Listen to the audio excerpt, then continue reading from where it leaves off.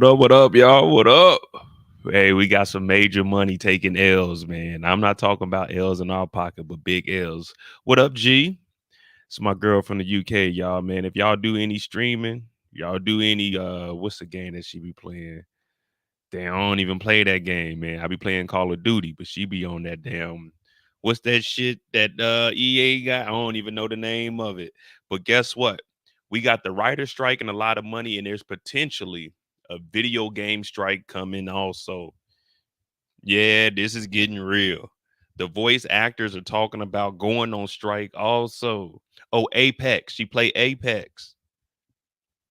So not only are the major corporations taking a hit because of all of the protests and strikes, the video game industry might be taking a strike also.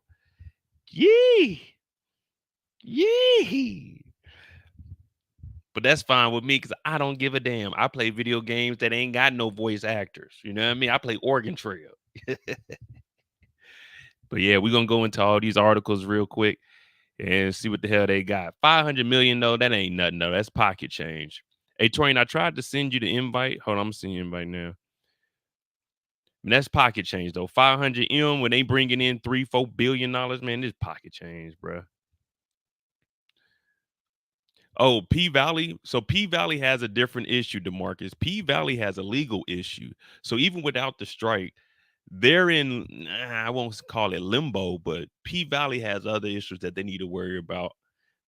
I mean, it would be good to see the season, you know what I'm saying, the season come back because we need to know what happened to Diamond. But, and let me tell you, $500 million, and this is only a couple of months. Now we're gonna go into details, and y'all know I love numbers. So I'm gonna bring Torian up. Me and him, we're gonna talk about all this, and we're gonna also talk about the potential video game strike, because that's the one that really hurts me the most. We already waiting on GTA 5 to take interactive. They better not be having nothing to do with this, man. That's the only game I'm looking forward to. Oh, yeah, 2K dropped this weekend, so we might not have a 6-hour live on Friday. It might be like a 4.5, because I gotta get on 2K. I don't know what y'all talking about. What up, Torian? You muted.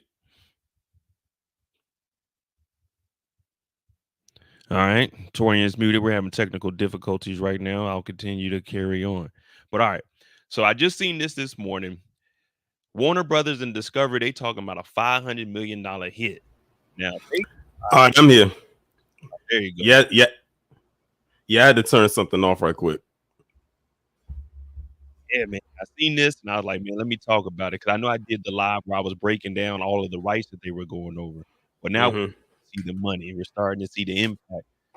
Yeah. Now, one thing I like to point out to everybody while we wait for more people to come in here, this strike can do nothing but hurting us, the consumers. I don't care about nothing that the writers and the actors they talking about because when they start getting paid, they're gonna be getting paid more than us. But what I can tell y'all is Warner Brothers taking a $500 million hit means we about to be paying $50 a month for these streaming services.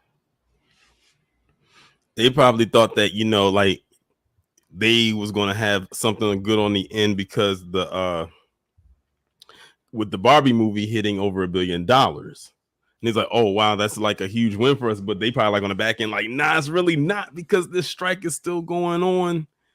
And it's like, that's a huge win you'll celebrate. But on the flip side, you still got this strike going on in the background. And now this bit of news comes out. I had predicted back when the actors first went on strike in July that it was going to last in November. That was my prediction. Me, I was looking at it till next year, man. This strike can't go. When I was reading down everything that they wanted, I said, man, they not about to compromise that much. This is gonna take a while. I mean, that 500 million, hey, sound good, but I mean, me personally, I don't care. I ain't going on no strike, so it's gonna be up to them. But yeah, we'll talk about the video game first because this actually came out on September 1st, and then the 500 million report came out today. So it says SAG gears up for a possible strike against video game industry as board approves authorization vote by guild membership. So they already got they strike. They probably going damn. If they go on strike, man, it's about to be over with. The Mm-hmm. movies, that's nice, but the video game industry, that's different. Because now that's going to affect like people who do like gaming streams, like streamer, like people who are in the gaming, especially those on Twitch. That's really going to affect them. Well, I mean, as far as streamers go, I don't think it's really going to mess them up because they can continue to stream the games, the current gen games that they're playing. You know what I mean? Yeah. This is just for new games. Now let me see what it says. It says SAG been on strike against the film and scripted TV production since July 14th. It's now gearing up for another possible strike. This one is against the video game industry. The guild's last strike against the gaming companies was in 1617 that lasted half a year, 183 days. I don't even remember that. Me neither. 2016. Yeah, I don't even remember That that. must have been on the quiet because I don't remember that, and I'm not a gamer, and I don't even remember that. Yeah, I don't remember that. I'm gonna look into that though. I want to look back and see what all happened during that strike. The national board has voted unanimously to send a strike authorization vote to members in preparation for its upcoming bargaining dates, with 10 video game companies voting for the strike authorization. Will begin on so they started voting today. Oh, well, that's a coincidence. The numbers come out that they lost 500 million and now they're gearing up on that same day to go on strike against the video game industry for 20 days of voting. Getting real spooky out here. Not well, GTA, they're already working. And I'm thinking is if it's just like how the writer strike is, if they were already working, they continue to go, right? Or did they I pull people? I'm not entirely sure. I have to look more into how the video game one works. Yeah, let me see. Oh, well, damn. Take Two is on there too. Oh, man. Damn. Man, we ain't never gonna get Grand Theft Auto 6. EA's on there. Oh, we ain't gonna get NCAA next year. Oh man, they trying to get us. Oh, let me see what the hell they talking about. President France said our interactive video game agreement is stalemate too. Once again, we're facing employer greed and disrespect. Once again, AI is putting our members in jeopardy of reducing their opportunity to work. And once again, SAG is standing up for the tyranny on behalf of its members. Well, I mean, we all knew that AI was coming to take over video games. We actually need AI to take over video games because just to be honest, the workers are taking too long. There's no reason we should be waiting 19 years for them to program and put together all the goddamn code in for Grand Theft Auto. Put the AI in there and knock the game out, man. Me personally, I don't have anything against AI. Damn, they always talking about AI taking until AI becomes you. by the time AI becomes me, Torian, if I don't, like I said, right now, if I put this mic down and deleted my YouTube, I could continue to live without any interaction with the internet. I'm gonna be fine, regardless of if AI comes today, tomorrow. I don't give a damn.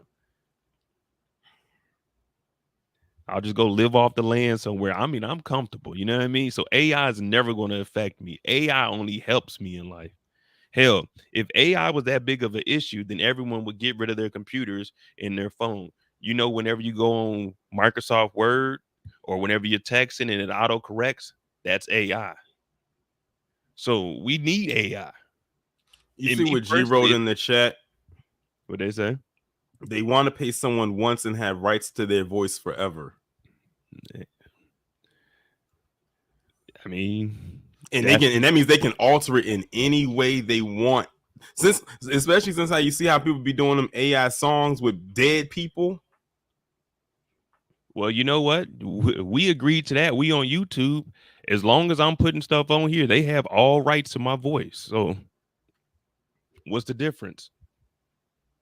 What's the difference? Until someone uses your voice and says that that person by the name of Mo.J threaten put some kind of a threat in, and then they come looking for you. They'll come and find me. We'll sit down and I'll let them know that artificial intelligence did that. And whenever I get out, I get out. But I'm just saying, like, when you technically think about it, all of this stuff, you got your Ring doorbells. That's AI. It'll send it in. AI is waiting for someone to walk up to it. So we use AI every single day. We got to. If not, then what are we gonna do? What are we gonna do? Go back to the Stone Age? I mean, it sucks. The only thing I can say is you gotta adapt to the times that we're in. But me personally, video games, I think video games need to use AI. They need to use AI. Me personally. Wouldn't you Uh, want to get paid for your likeness? oh yeah, I definitely do. And if they decided not to pay you, Well, read your contract. then you might as well not do it. At that point, you're doing volunteer work. Well, I'm just saying though. I mean, like, if something happens to you, then I mean it happens to you. I'm not like I want them to get their money. I'm just saying, me personally, AI is definitely something that we need. Because think, I mean, when you really think about it, everything that we do dealing with electronics primarily has to deal with AI. Before computers, like we talked about, you had to go to an encyclopedia. But then we got the AI that can go find everything that you looked up and it'll find an actual article linked to that. And now instead of going to find a book and find the research, we can just Google it. You see what I'm saying? So AI is beneficial. It's just this is just the industry where it's a little gray area. You know what I mean? I mean, I don't want to see the video games go on strike. I can care less about the movies and TV shows. You had to have known the video game was going to be next, or you Yeah. didn't know. No, I didn't know. Oh yeah, like the thing is, like you gotta think everything entertainment based is connected in some form or fashion, and of course, video games is a form of entertainment. So of course, it's going to be connected. I wouldn't be surprised if they go after the music industry next. I didn't know that SAG was involved in it, so I was thinking it Oh was yeah, video games. because it's You know, voiceover work. It's voiceover work. So yeah, it is connected to SAG. man, well, fuck it. Hey, these video game companies, if y'all want to pay me one time to come and do the voice for some actors, hey, pay me one time. I'll be fine with it. I'll be fine with it. Y'all give me 100,000 up front to do some voiceovers. I'll do $100,000 worth of voiceovers for one video game, and I won't ask for a penny. I just knock out multiple video games. That's how I look at it. I came, did my work. I'm a contractor. When you get paid, when you get paid to put up a building, construction work, you don't get paid every time they rent something out. Hey, you did your job, go home. That's how I look at video games. Because I mean, think about it. Most video games that come out, they might drop one game and then that was it. Like, I don't have any loyalty to this company. Hey, Eric, you know it, a company man. Hey, I'm looking at it as a business. Hey, you want me to do it one time voice? Okay, bet 150. If they talking about no, then all right, I guess I'm not doing voiceovers. But let me continue the article. That's just me doing a little mo being mo. The overlap of these two contracts, she said, is no coincidence, but rather predictable issue. Shout out to Torian, impacting our industry as well as others all over all over the world. The disease of greed is spreading like wildfire, ready to burn workers out of their livelihoods and humans out of their usefulness. We at SAG say no, not on our watch. What up, Tamika? Oh yeah, hey, if they go on strike, we got Tubi movies. We got Tubi movies. That means it's the rise of the black creators. We stick together. We go the free route. Yeah, it's free in the beginning. They're gonna pay in the end. Oh yeah, Tubi will rise, and I'm gonna be right there as the face of it. Yeah, I was like when you was talking, I was looking up the average pay that a voiceover actor gets paid. And it's actually updated because it was as of August 29th, 2023. So this was last week. They said the average voiceover actor in America, in the US, gets paid $51.04 an hour. 50 an hour? What's the average time that they're on set though? Um, let's see. 51 an hour. Let's just say I put in 100 hours. Let's just say I put in $5,000 for 100 hours. Let's see. How long are they usually on set? Or should I say in a booth because they're not on the set? um, let me see. 5,000 don't sound bad to be honest. For you know what I mean. It doesn't have like an hour, like how long they're on, like in a booth for, but it also says that the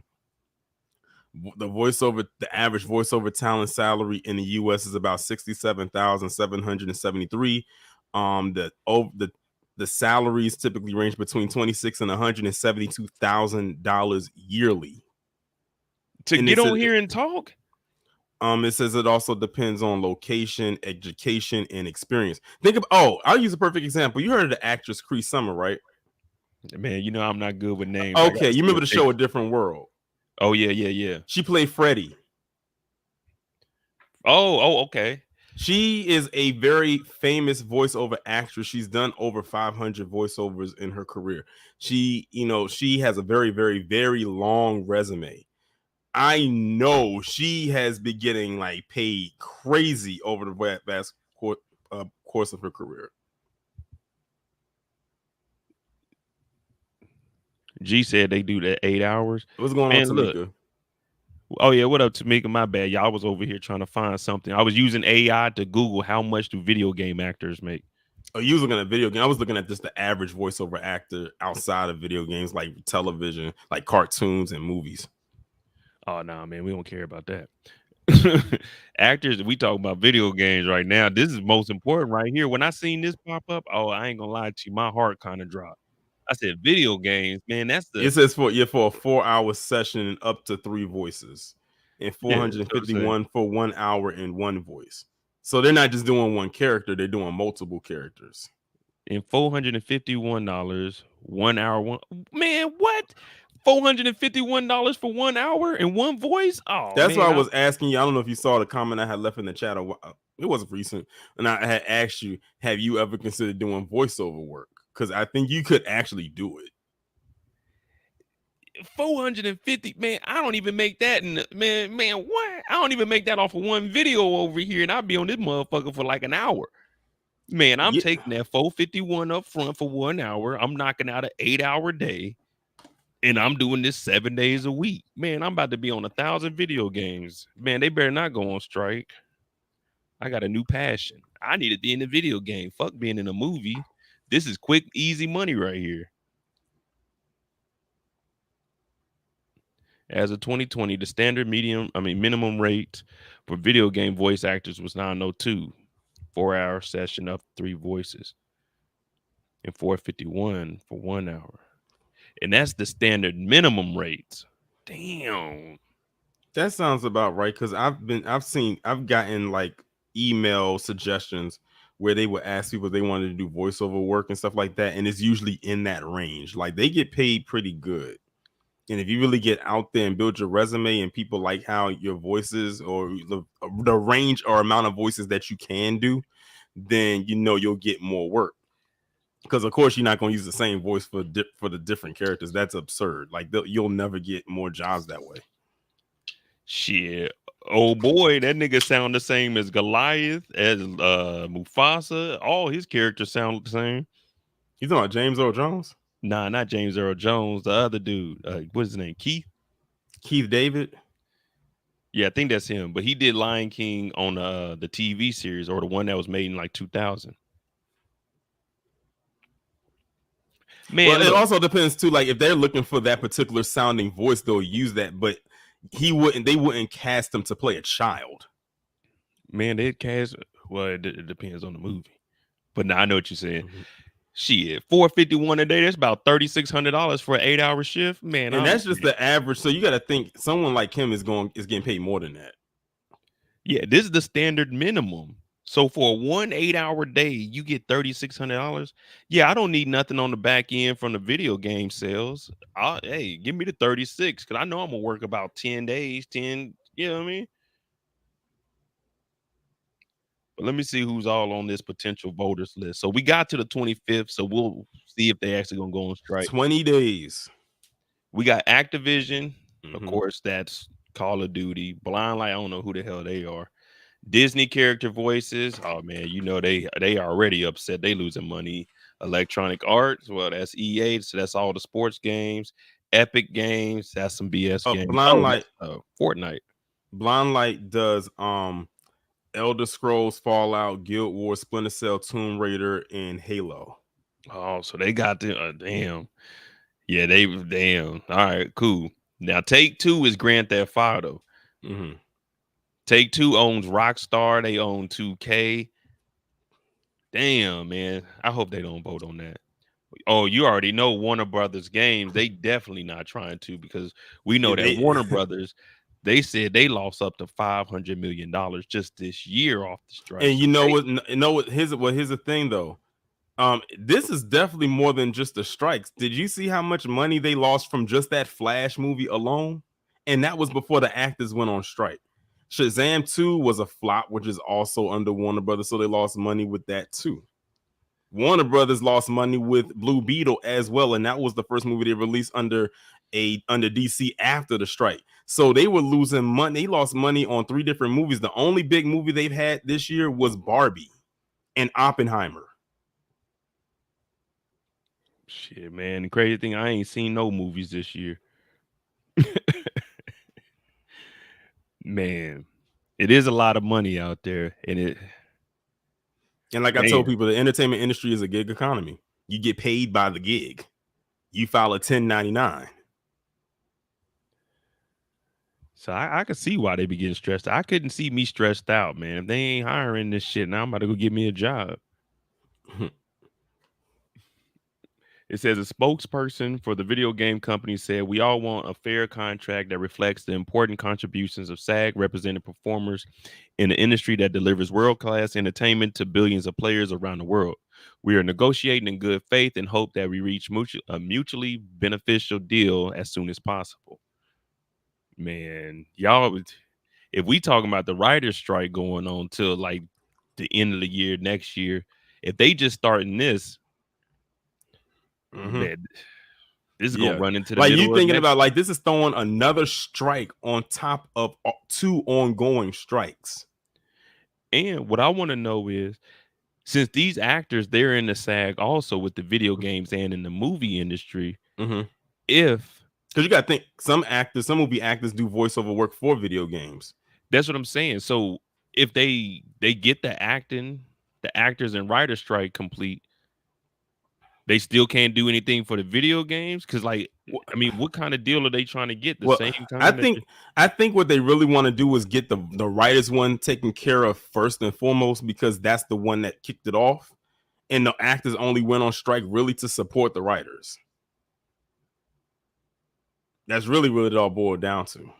But because the thing is, their biggest nightmare came to fruition when the actors went on strike. If the actors hadn't gone on strike, then they probably would have had a little bit of a leeway. But when the actors went on strike, then that's like, that's when they had their haha moment. And now you have the video game industry about to go on strike too.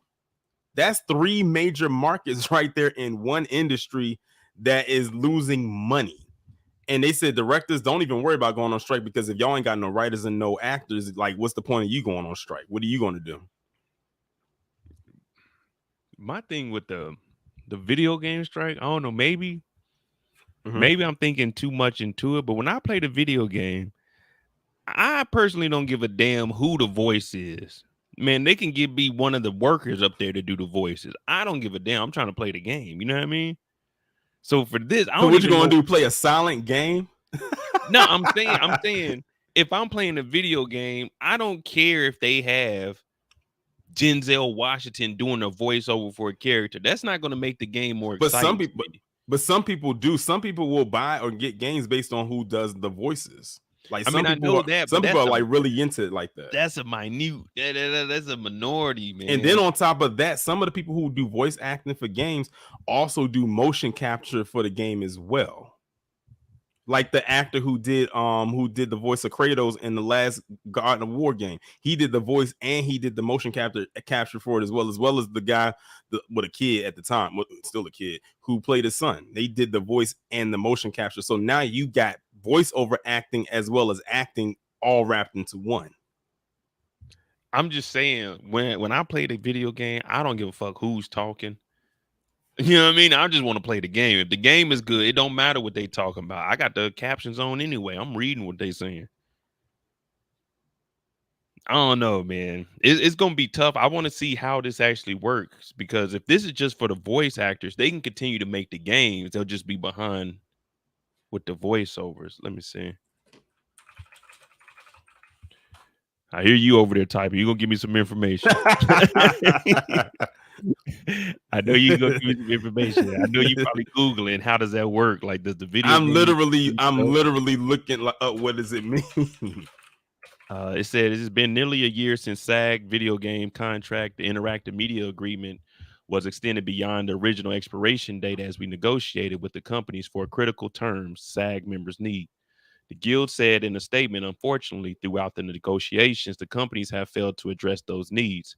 For this reason, the negotiating committee and national board agreed that the union should have a member approved strike authorization in hand when bargaining resumes And I on the just read that. 26th. Like when I put like what I was getting ready to read, you just read.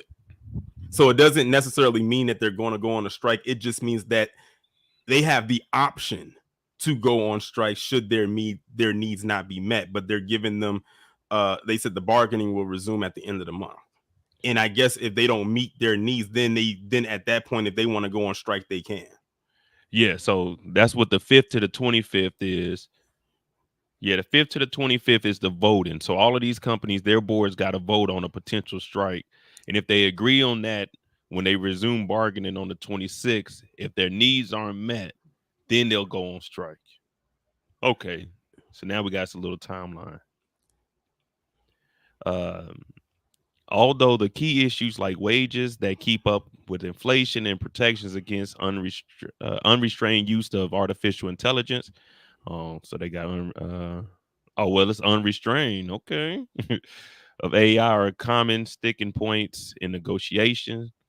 The interactive media video game agreement is a separate contract from the TV, theatrical, and streaming contracts. Okay, so they are separate. So even if they can go back to working on TVs and shit, they just won't do nothing over here. Work under the video game contract includes a great deal of performance capture. That's Which what I you just just said. said, which I just mentioned. Where trained professionals, many of whom are stunt professionals, provide digitally captured performances used to give expression, movement, video game characters. To Gill said, unregulated use of AI poses an enormous threat on these artists' professions. The key word there is unregulated. I'm That's see. no, that's the key word right there is unregulated. That's the part where it's gotten people kind of shook. Is the unregulated part when you have no control over it. So that thing can literally just do whatever it wants it to do or whatever they program it to do, and you have no say over it. But see, I mean, I know I get what they're saying, but I think AI is good. I mean, they probably have to put some regulations onto it. Like, of course, unless you sign off to give them permission to use AI on like your body and your, you know what I'm saying, your facial expressions and stuff, then It's a one time, it'll most likely be a one-time deal. And once they have that one-time thing saying, oh, if you sign off on it, well, you okay, you gave us permission to do it. But guess what? You only have it over this one use. So yeah. whatever we decide to alter it into, you have no say over. So if we decide to make you look like this, you can't try to sue me. You can't try to sue us and say, oh, like we, because you said that we could alter it. But for me, I mean, unregulated uses of AI. What if we making a whole AI game, man? I mean, look, a lot of games are going to that because it's just easier to, you know what I'm saying? I mean, you might do like the face capture, but it's just easier to damn make an AI, a computer generated person. Damn. No, I mean, I don't know what they're gonna do or how they could potentially fix that. So they want their wages and they want to make sure. So I mean, what are they gonna be fighting for? You know what I'm saying? The stunt doubles, I mean the stunt actors, they get like what? They get more gigs? Cause I mean, if all we need you to do is the face, we can animate everything else.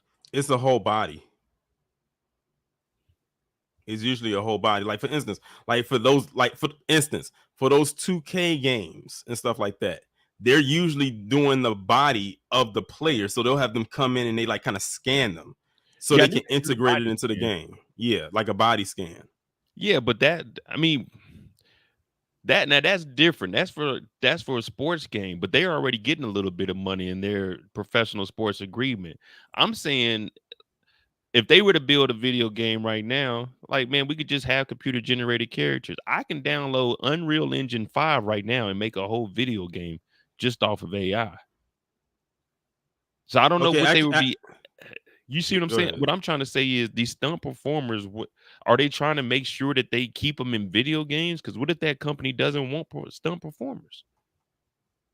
Okay, so I was looking up. I was trying to because we was asking like, what does it mean when they say unregulated?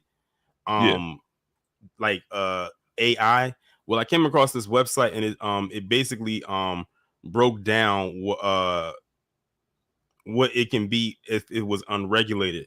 One of them says lack of AI transparency and explainability.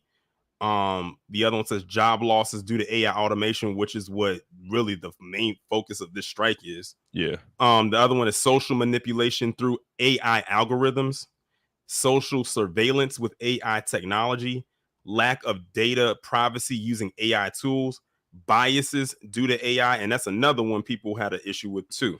Socioeconomic inequality as a result of AI, weakening ethics and goodwill, autonomous weapons powered by AI, financial crisis brought about by AI algorithms, loss of human influence, and uncontrollable self awareness. And that's just if they don't regulate it. So notice what they're talking about here says unregulated. yeah. I mean, damn. That's why I was saying. I said it's bigger than just what's going on with the strike. This is something that could affect us on a societal scale. See, my girl G, she a model, so she know a little bit of Because something. She said they need and to I've said use. and I'm even saying this. What if this is just the testing ground? This is probably just the testing ground right here for something that they're going to, of course, expand out on a more grander scale.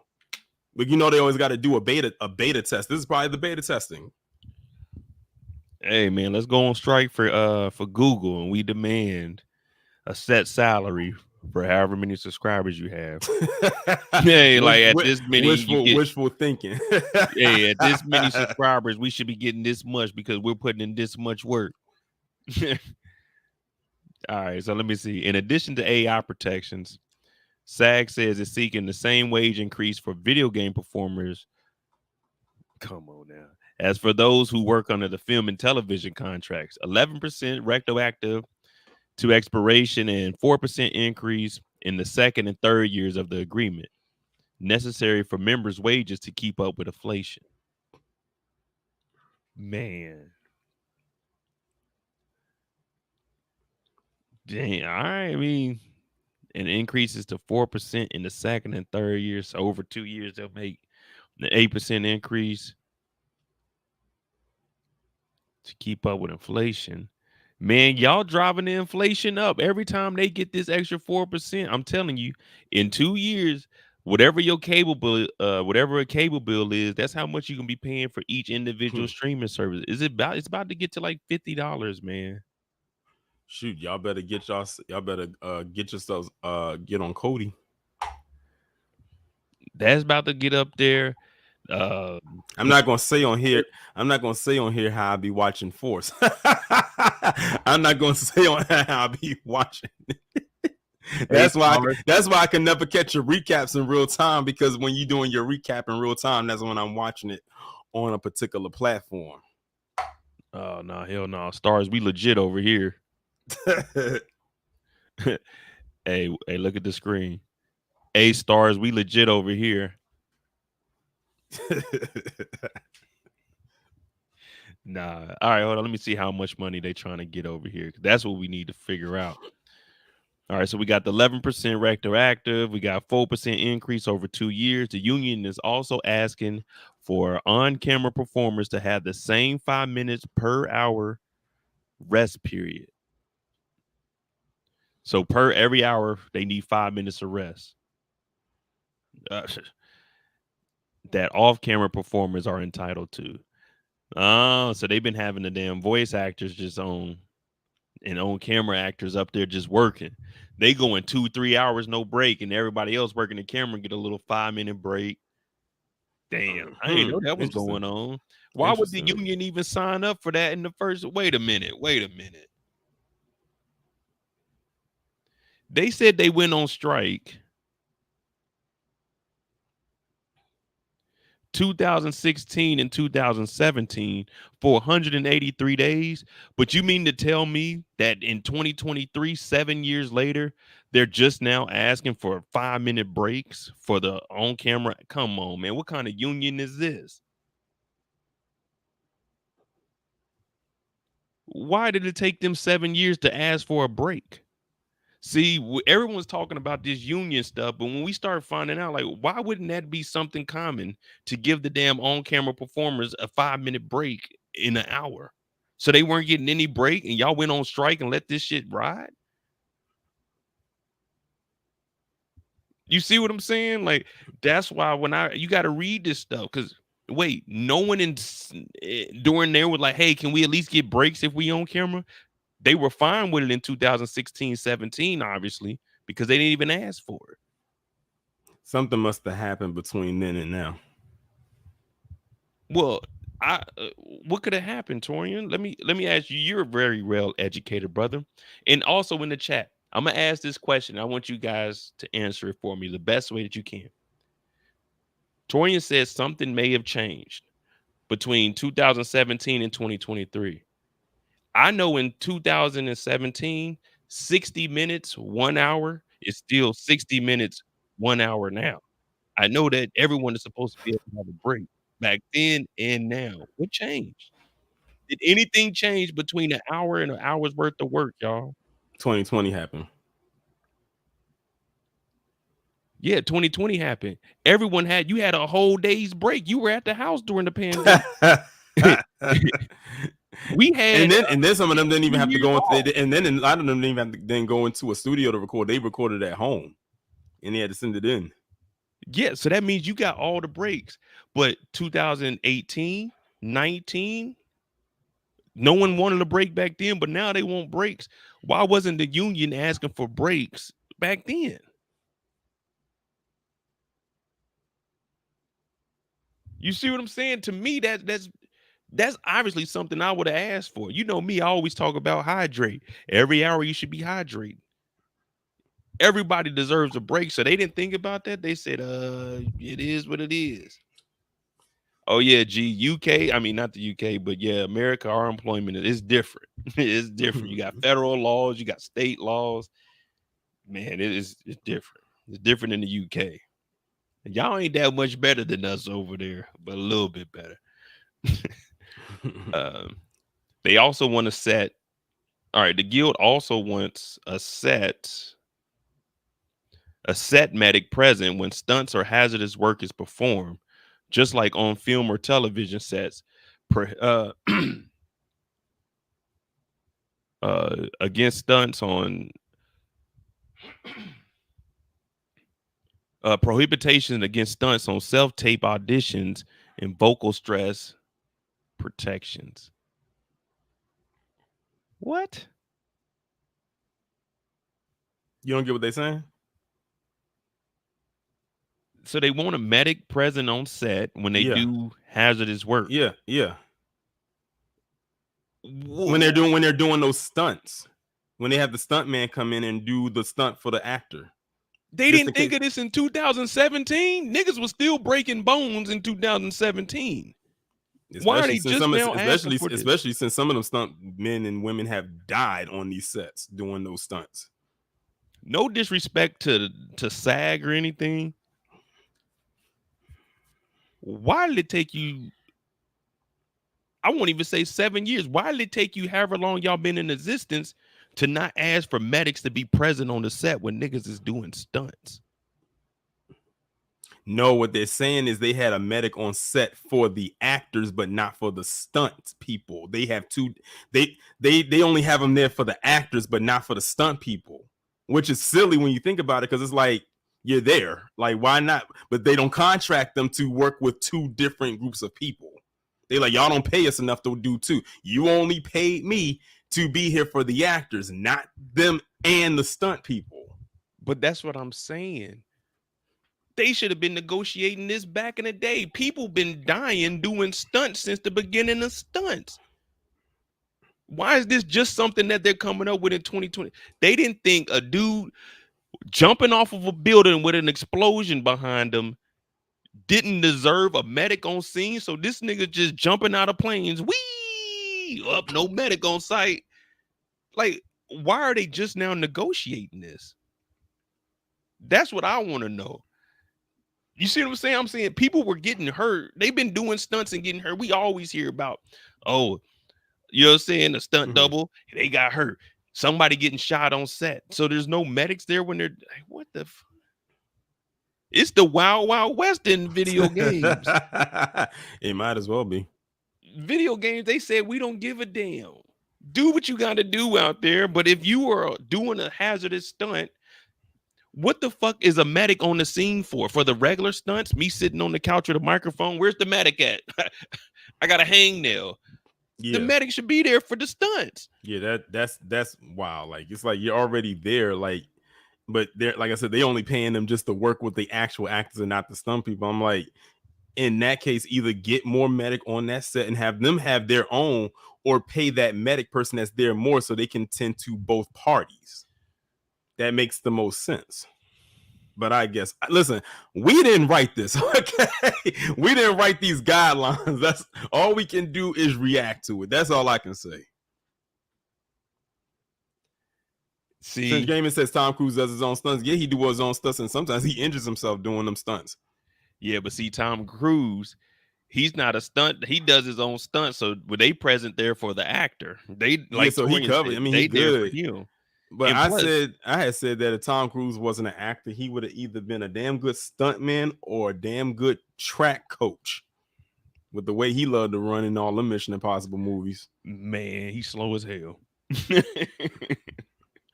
I want to For know what someone who was in his 60s, he runs pretty fast. can anyone in the chat tell me what vocal stress protections are? That's self-explanatory. That protecting like vocal, taking care of your vocals, like when you ever have to perform, that's a lot of talking they're doing, or yelling or screaming and whatnot. Your vocal cords could get stressed, they could get worn out. Then say that if you need some kind of medical attention for your vocals, or say that you need to go, like, say, to a hospital or something like that with your cords and whatnot, that's pretty much what that is. Hey, now this is just me being, I got a business background. So me being the business person, you know what I'm gonna tell you your vocal stress protections are?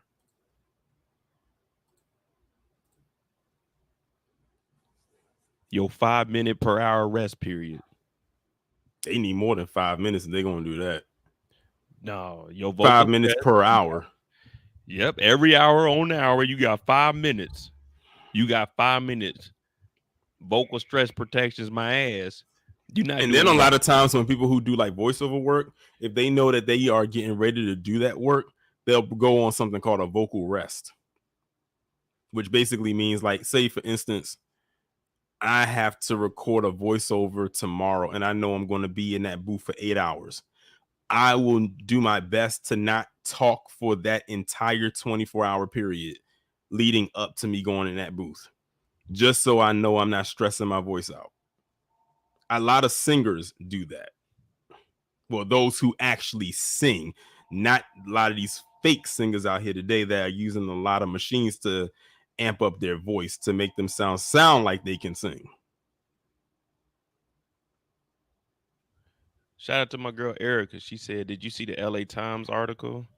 I biked the strike every Thursday, and they featured us at Paramount last week." What you mean us? Me and you, or you and your people?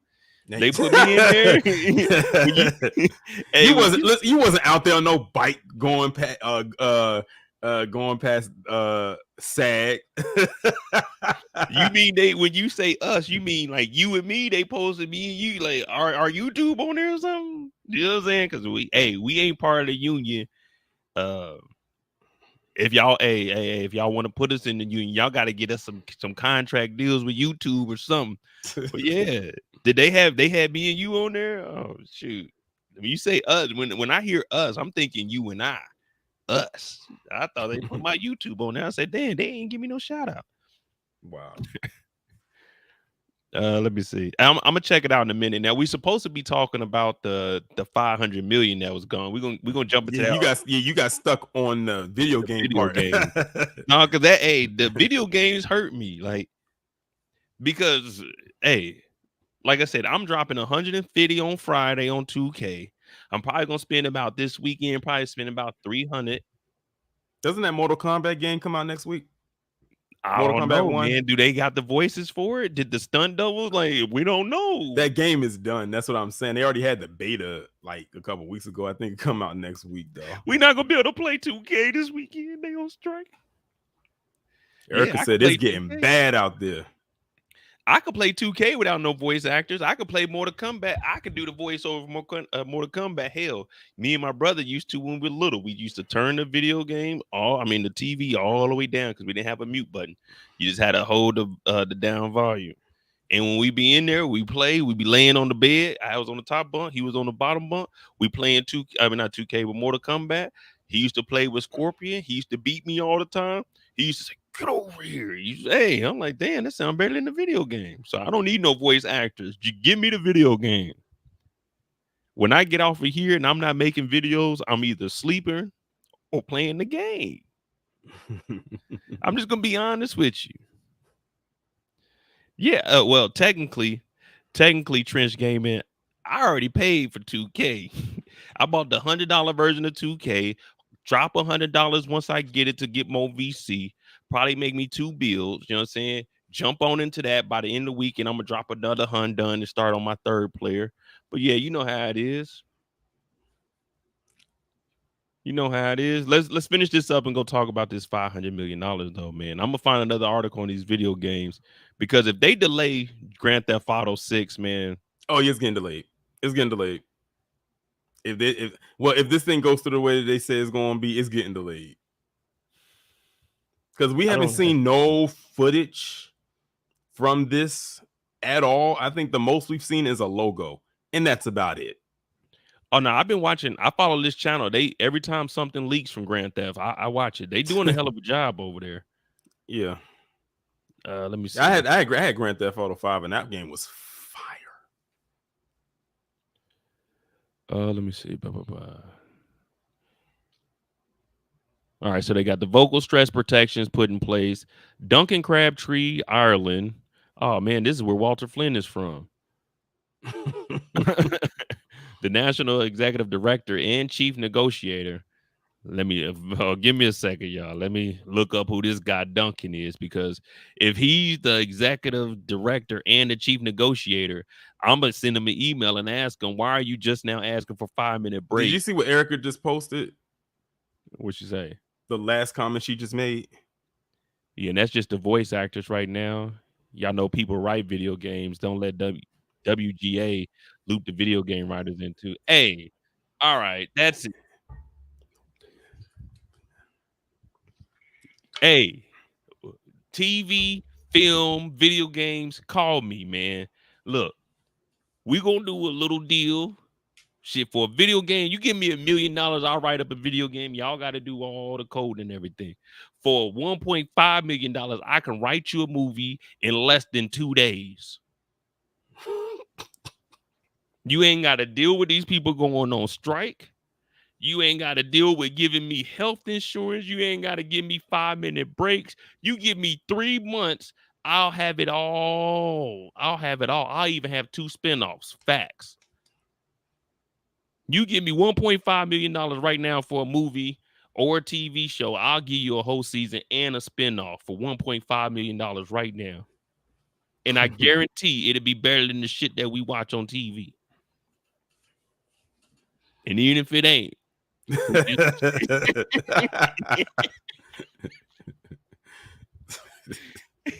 if it ain't, yeah, well, y'all done already signed that check, so I'm gonna go take my 5-minute break. They don't even pay the writers that. You see, they get. That's why they out there striking now, because they don't even pay them that. You asking for a demanding money they won't even pay them. No disrespect, like what I'm about to say is no disrespect to anybody that writes, directs, produces, or anything. But it's about how many people you say are on strike out there. A lot. Well, Erica would know because like she's out Erica, there. So yeah, she would be Erica, better what is to the ask rough that. estimate of how many people are on strike right now?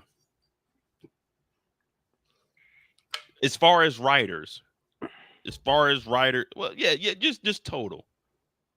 Because it's like, because every time I see a picture, it's a lot of them, and it seems like it continues to grow, because these are not recycled images that I see. These are new pictures I see every time it's bought up.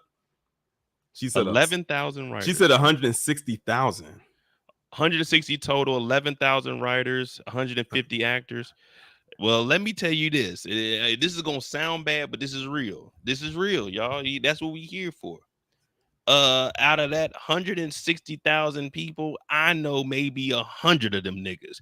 That means 159,900 of them niggas, I don't know. I don't watch they shit. Hell, it's a couple billion people that watch YouTube every day. They don't know me. We got 14 people in here. I got 40,000. Niggas don't give a fuck about that shit. Hey, give me the money. I'll write the scripts and let's get this thing going. You won't hear me complaining. Matter of fact, they said we get what, 4? She said 4 to 13,000 per script. Man, look, that $4 to $13,000. I'm about to be knocking scripts out. What are they doing at the crib? You better be working. If you know it depends on how much you work, then hey man, you need to be putting in more work. They not writing nothing. That's what I'm saying. If I'm a writer, nigga, I'm gonna have 10, 15 scripts ready to go, and I'm gonna continue to write. I do YouTube. I'm not the biggest YouTuber. I'm nowhere near. Even if they did write them, who they gonna give them to? Hey, you better do like I'm doing and just put that shit out there somewhere. Hell, people don't watch my YouTube videos, but what do? I guarantee a daily upload, a brand new video, and you're gonna get a rant from me. You just gotta work, man. So I'm telling the companies right now, if you holler at me, not the union, holler at me. I'm gonna put that work, I'm gonna put the food on the table. All y'all gotta do is eat. All you gotta do is eat. That's all I'm saying. And I'm really hurt right now and upset because, man, they trying to take video games from me. I don't have much in life, y'all. I talk about TV shows, but I play the You better go read a book. Oh no, man, I ain't reading no book.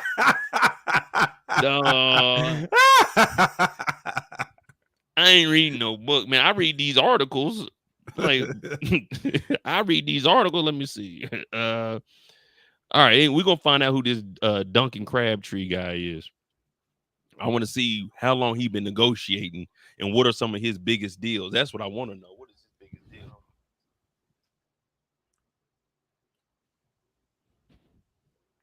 Oh yeah, well Woo! he makes almost $1 million a year. He makes But wait a almost minute, hold up though. Do you see that jump from 2021 to last year? Look, that's a huge jump in salary. Like he jumped like 500 and some thousand change more. No, do I 600 need to some thousand dollars. continue about this union? Everyone's talking about the union. Meanwhile, he's getting paid. Everybody else on 980 strike. that's last year. Like that's not this year. We don't know what this year's number is. It's probably over $1 million for sure. If that was last year. Now it makes sense. Now it makes sense why they ain't negotiating none of this. Oh, we just now getting a 5-minute break. We just now getting medics. Come on, man.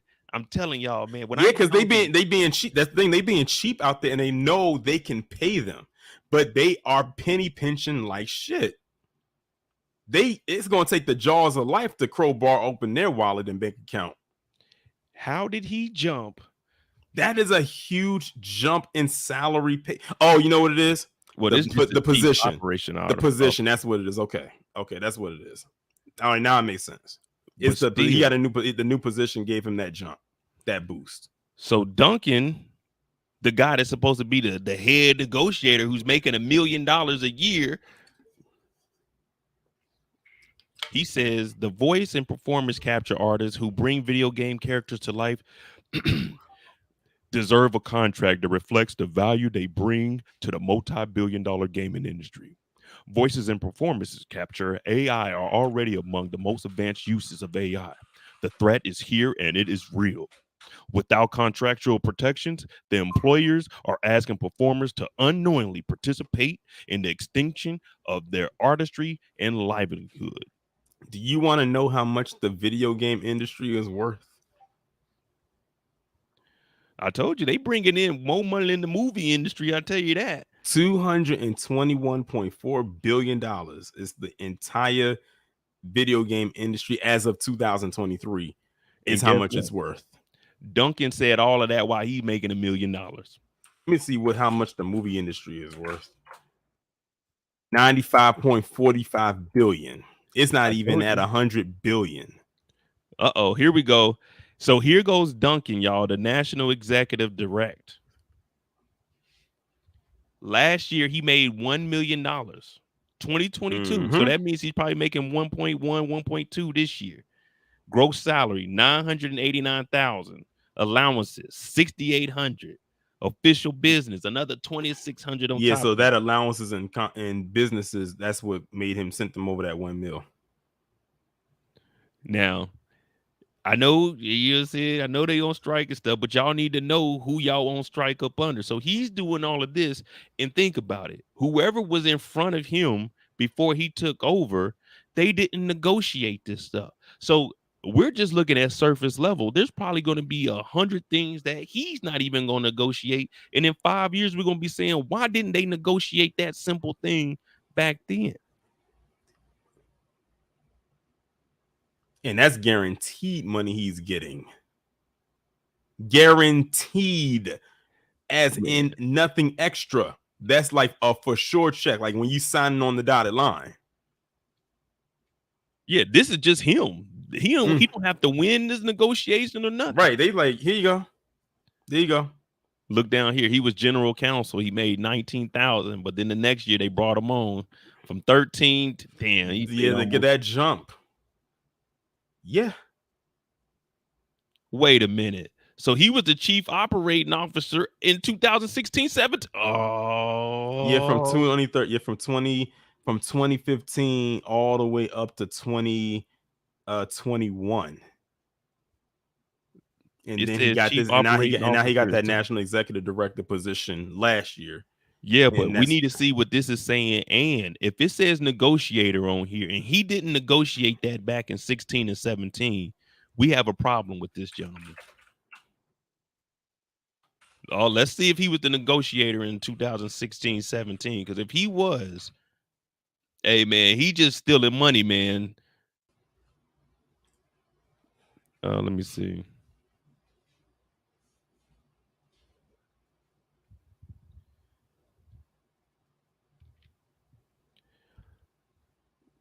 SAG Chief reported 129 million. Chief Operating Officer General CO. It's the second one. So this is from 2020. I'm trying to see who the negotiator was.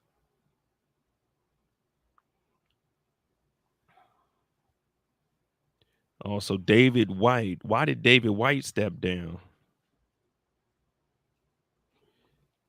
Let's see.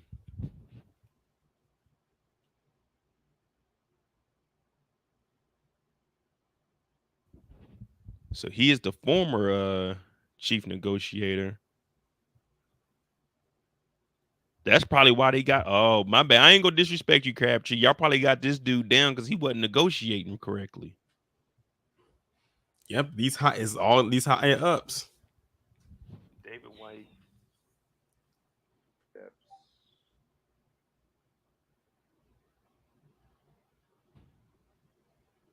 12 years. Hey, we're finding it out. Hey, we tracing it back, y'all. So he left 2 years White. ago. David White was the one that negotiated in 16 and 17. Oh, let's see why he stepped down though. But he's still on the union. Deadline got all the information. David White stepping down as SAG National Executive Director. Duncan Crabtree in line to succeed him. Oh man, David White. Oh, it was a black guy. Oh, David. Damn, man. He didn't think about negotiating a medic on the set. Damn, Duncan Crabtree. He's still staying at the union until later in the spring, so they got rid of him in 2022. Outside counsel, succeed him, major. Unanimous support of the union over 9 national offers. Presented a recommendation approved by the board, authorizing her. Man, we don't care about that. White told Deadline that deciding to leave after 12 years on the job was hard, but this is a natural inflection point. I want to make sure we got through the darkest period of the pandemic. Once past that, I knew my time was done, basically. 2 years. Erica said that the strike was supposed to happen in 2020, but because of the pandemic, it didn't happen. Damn. Yeah, but y'all know me, man. We're gonna talk about the money being lost, but I'm on a rabbit trail. You know what I'm saying? I gotta go down the bunny hole. I got to go down there. I gotta see what the hell David White was doing because I'm not stepping down from $1 million a year. I don't give a fuck. They're gonna have to fire me. They probably was gonna fire him. Maybe. In 12 years, when you think about it, it's not that long of a time compared to like some industries where people are there for decades. White served as general counsel for the Screen Actors Guild 2006, rejoining as its national executive director in 2009.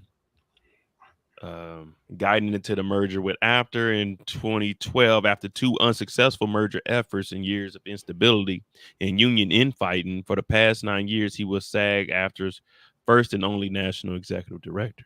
So he just took on a new job, and no one's ever had this before. So it may have been tough. Work closely with the leaders. I have loved my time. No. See, we don't want what you said. We want what the people say.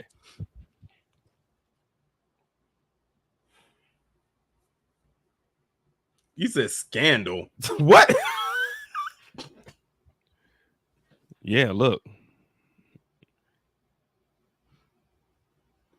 SAG extra chief executive. I told you that's That's why you subscribe to my channel. When we go figure something out, we go figure something out. I need to know why negotiations weren't correct in 2017. Why did he step down from $1 million job? And all you got to do is throw that scandal at the end of somebody's name. And hey, they tell you the truth, y'all. So SAG's And that chief was executive, from 2017. David White, addresses industry sex harassment epidemic. Well, let me see. I don't think this is saying nothing against him. It's just him addressing it. Yeah, he's just addressing it. Hold on. In his first public announcement, well, pronouncement of Hollywood's ever widening scandal, Davis said in a letter to the union that sexual harassment been a scoundrel. They ain't talking about nothing Okay, there. so it's not him. It's just him addressing like what the people being sexually harassed in that industry, but it's not dealing with him personally. Yeah, let me see. Here we go. David White's incompetence evidence. Now I don't know how true this is, y'all, but we gotta just see. Um, his performance as a national executive director has been subpar at best. The post is misdirection and used to cover up the visible performance of Mr. White in regard to his duties as executive director. Skin color has no scientific basis with one's performance. This member It's interesting that they mentioned that. is saying it ain't because he's black, y'all. It's just saying. Which now wants me want to look more into it. Yeah, I want to see the fact that they mentioned that, because you don't just mention that just because. This member run the guild created by damn, this shit is faint, ain't it? By and for his members legally, all decisions in theory are made final by the national board currently controlled by UFS.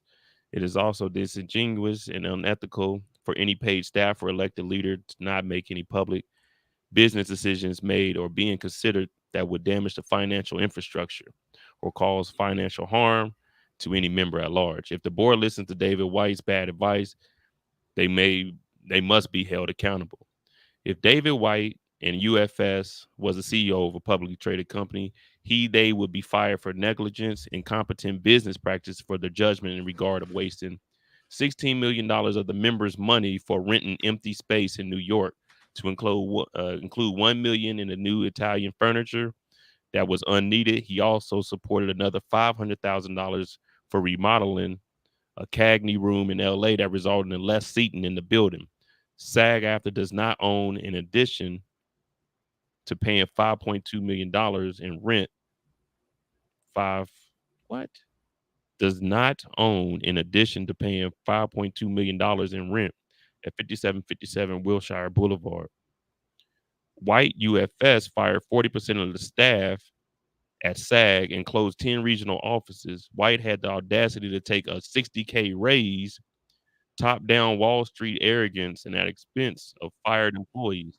This demonstrates his lack of regard of ethical business practices. Oh, so hold on.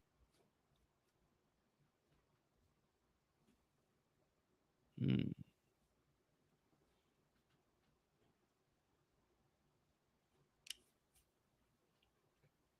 So they're saying he took a raise, 60K raise. Let's find out which one of these was a 60K. Oh, here we go.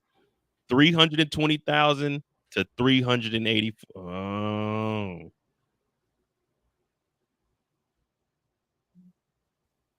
Uh-oh. Uh-oh, David. Now this is all alleged right here. This isn't confirmed, but you already told me. I'm gonna go find out what the hell they was paying for on 5757 Wilshire Boulevard.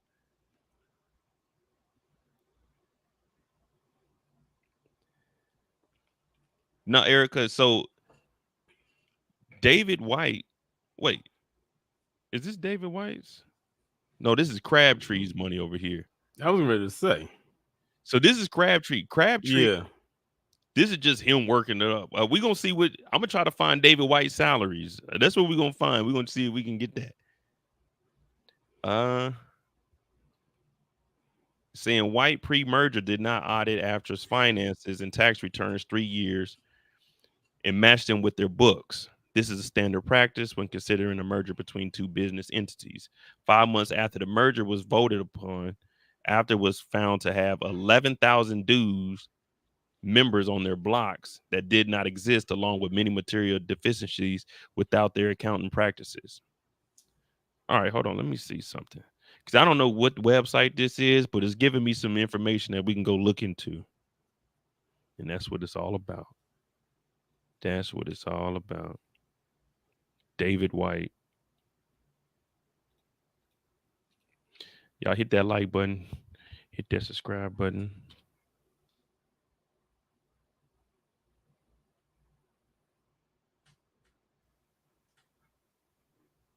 A 2000 $40,798 raise So in back in 2015, so that article don't sound too wrong, especially Deadline picking it up. SAG execs pocket hefty pay raises. Now this is, remember, this is 1 year before they went into the strike. SAG's national executive director, at this time it was David White, got a 40,000 raise last year and is now making 600,000 a year. So it went from 600,000 in 2015 to now is roughly $1 million. About 100,000 a year almost. Would you say?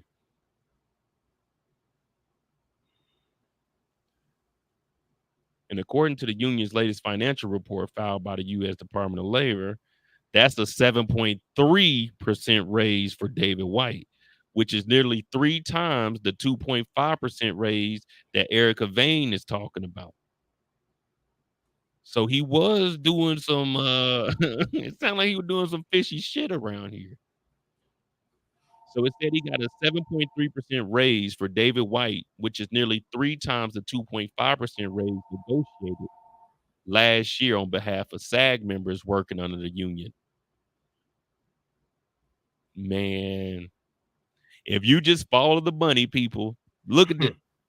Now we're realizing why they didn't negotiate a medic back then. This allegedly, this nigga David White was bullshitting. This dude took a 3 times raise over the negotiated 2.5% raise. He negotiated 2.5% for SAG actors.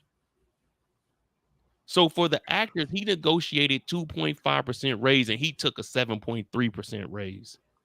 What kind of sense does that make? How are you getting this much more money when you're not doing nothing? Somebody had to sign off on it.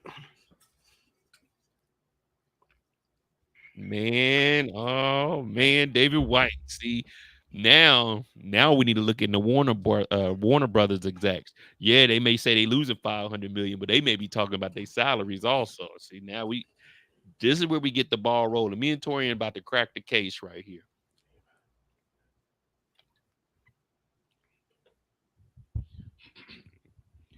Yeah, I mean, the raise was negotiated with the studios. But do you think that is fair that the guy that did the negotiations, he can get 3 times the amount raised when y'all are actually the ones that are going to be working for the studios and he's not doing nothing?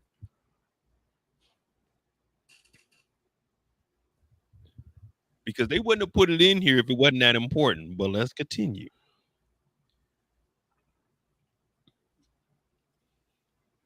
The 10 highest paid executives received more than $500,000 in raises, despite the fact that the membership dues and agency fees, by far the union's biggest source of income,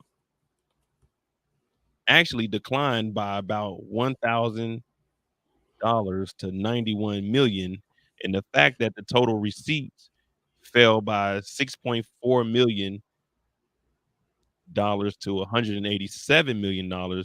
This downturn, however, was offset by a $6.2 million decline in total disbursements, falling to 162 million. So yeah, he's paid out the dues, but what they're telling us here is that how is he getting a 7.3 raise when the money dropped from 187 million to 162 million. They're making less money, but he brought in 3 times the amount that he negotiated for them. That's where the issue lies. Look, it's saying the membership dues and agency fees are by far the union's big source of income. So he's getting paid out of the dues, but they declined by $1,000 to 91 million. And the fact that the total receipts fell by $6.4 million to 187.6 million, they're losing money. They're not making as much money, but he's saying, let me go ahead and take more money off the top.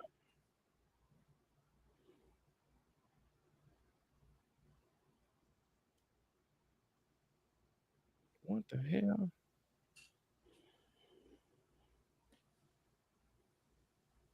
Overall, the guild paid its employees $38 million, and despite the big raises for its top executives, that's only 55,000 more than last year. A little more than 1/10% of 1%. Oh, this dude took a 72%. Oh, let's see what Duncan was doing back then. You ain't off the hook either. He's the COO and general counsel and his second ranking officer. Got a 18.5% raise. Crabtree Island is now making 320 annually, up from the 49,000. Well, that's when he took that other job. Yeah, the CEO Yeah. position. He went from just being general counsel. That's why his jumped like that. 325, 31, 320. Oh, that was this year. All right, bet. See, I like this kind of stuff right here. I ain't gonna lie to you. This stuff is always interesting to me. The investigative stuff. Yeah, man. Yeah, I didn't even know that they had an executive chief negotiator. I thought the negotiator was what's the dude name? Samuel L. Jackson. Oh my god. Let me see. What else are they saying? Due to its lack of due diligence, damage to finances of SAG, as they borrowed $3 million from the members' unclaimed residual. Uh-oh. So it's saying White, he didn't do his due diligence. They borrowed $3 million from the memberships, well, from the members' unclaimed residual trust fund, and an additional $3 million from the general investment fund to shore up other spending deficit. White never disclosed the fact to the membership. In addition to the national board, Unite National Board Unite for Strength Numbers, who also did not disclose this information. So he took a $3 million loan out. Well, it won't even say it's a loan. They said he borrowed $3 million from the members' residual unclaimed trust fund. Uh-oh.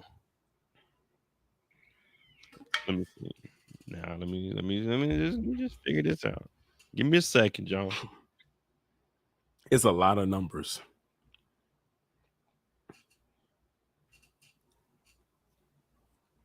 Oh, here we go.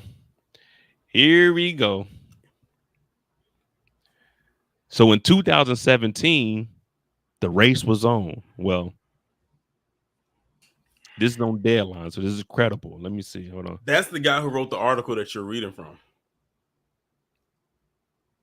Yeah, this is Peter. Let me see whose website. That's Who wrote this? that's him. That's his website. Oh, that's his. All right. Yeah, Well, that's him. And he said he's a critic of SAG. Oh, so he's just like me then. He just like me then. Hold on, give me a second. I'll be right back. If you could take it from here, give me like a minute.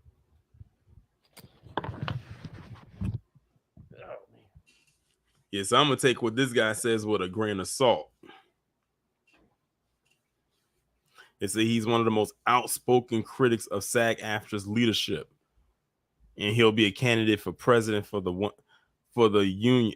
Well, it's clear to see that did not happen.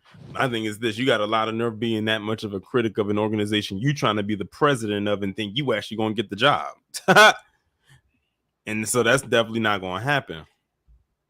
And he said he's a veteran actor and a stunt coordinator. Hmm.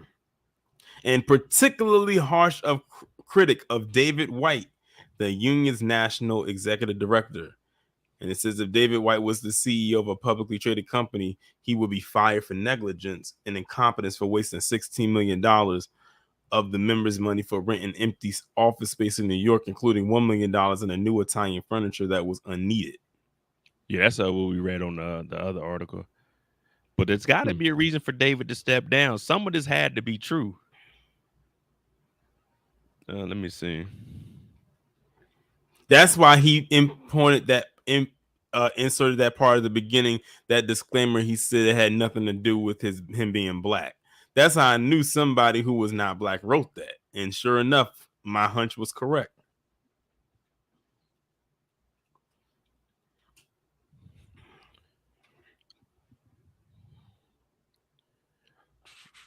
Um, See, I want to figure out if that damn as a result, SAG members lose tens of million dollars. Not the internet. That's going back to '09. Yeah, that's what I was looking at. It wasn't. I'm gonna look more into that, man. Man. All right, let's get focused. We know David White is out. We got Ireland in. Here we go. What we all came here for, the actual strike, y'all. Doom, doom, doom. The actual strike, man. Because that right Hold there, on. I'm gonna have to do some research on my own for that. I'm gonna figure out what the hell's going on.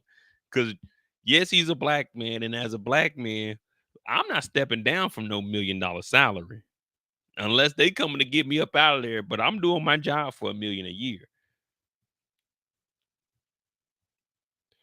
All right, here we go. Warner Brothers Discovery sees earnings hit from strikes of up to $500 million this year. Now, this article was published this morning, so they probably just disclosed their information, especially to their stakeholders.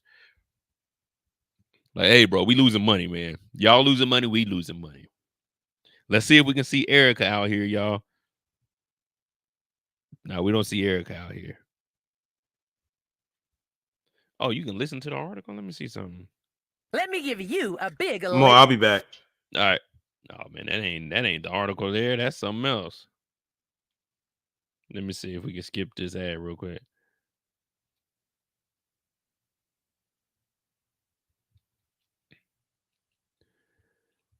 Hey, Erica, we here. We about to see if they got the numbers. If they release the numbers, you know I'm going through them. You know I'm going. That's what I want to see. I want to see the matter of fact. I'm gonna go and look up their stocks. I'm gonna go look up their shares and see what they really losing. Cause that's where you find out who's really hurting or not. It says the financial impact of the ongoing actors and writers strike has a number on it now, or at least, as Warner Brothers Discovery said today, it's looking at it taking a hit of $300 million to $500 million in adjusted EBITDA. That's earnings before interest, tax, depreciation, and amortization. Let me see what that is.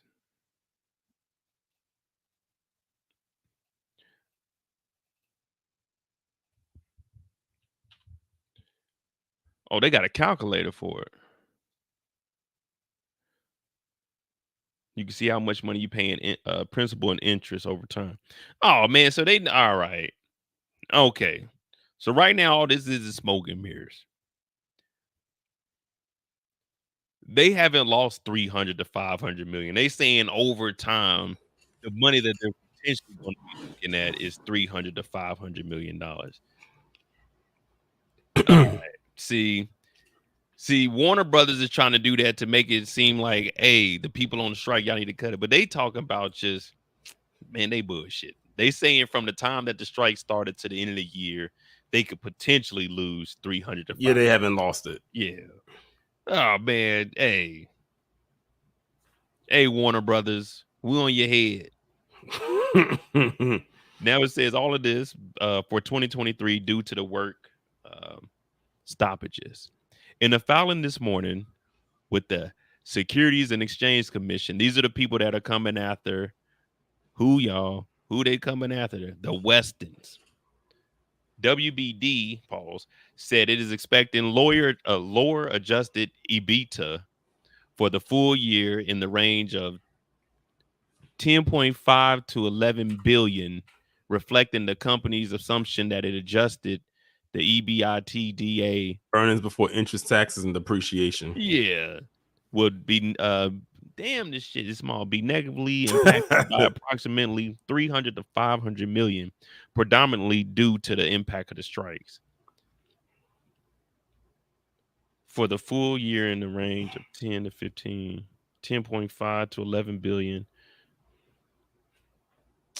Get out of here. So basically what they're trying to do, what this sounds like, this is all alleged, but what it just trying it just this is all a write-off, man. That's all this is saying. That's what they did with that Batgirl movie. What they're saying now is they're going to be losing 300 to 500 million dollars, so they could potentially write this off. So whatever money they made this year, they don't have to pay the taxes on. Because let's say they lost 500 million off of, just to keep the numbers even, they make 10 billion dollars, but let's say they lost 500 million, because they'll write this off. They already filed it to the SEC. They saying, hey, we lost this, so that's just gonna bring their taxes down on whatever that 10 billion that they. Oh man, all right, I see what's going on here. Don't you just love that good old American honesty? I see what's going on here, Tori, and they trying to finesse us. They making it look like they lost 500 million, so they don't have to pay the taxes on the.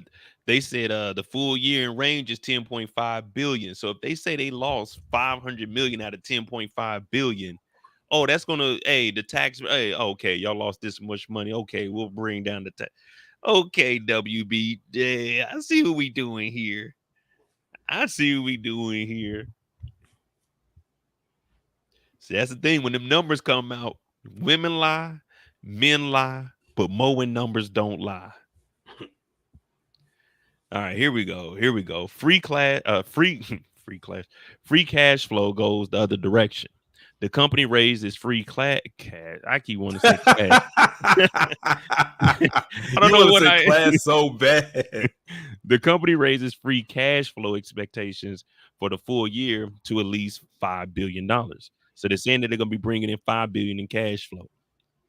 It said it expects to exceed the $1.7 billion in free cash flow for the third quarter due to Barbie. Like you mentioned earlier, Barbie brought in, if they said 5 billion for the year in one month, one quarter, 3 months, they said that $1.7 billion free cash flow brought in by Barbie. Hey, they should have been making more than that. Good look, it was incremental. But like I said, Barbie was their biggest movie that came out this year because you had Flash that flopped tremendously. Shazam 2 did, that's an afterthought, if you want to even call it that. Blue Beetle didn't do good. The only two big movies they had this year was Barbie and Oppenheimer, because they came out the same weekend and they both kind of helped each other out. True.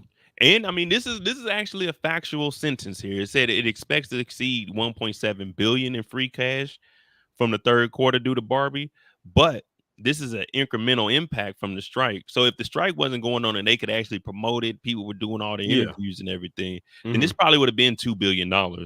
Yeah, So that's the thing, that the actors, they can't promote the movies, so that hurts a lot. That's why it's also so many delays, because they can't properly promote the movies that they want, especially a lot of these big movies that were supposed to come out like next month, like Dune 2 got pushed back to next year because the actors can't promote it. So they pushed back that Craven movie, even though that's under Sony, back to August of next year. What movie is it? Craven, the Craven the Hunter. Okay. Yeah, because that was going to come out the same weekend as the Spider-Man 2 game. So it could be like self-promotion so the movie and the game could balance itself out as far as promotion goes, because his character is like the main antagonist in that game. But now they're just going to just release the game.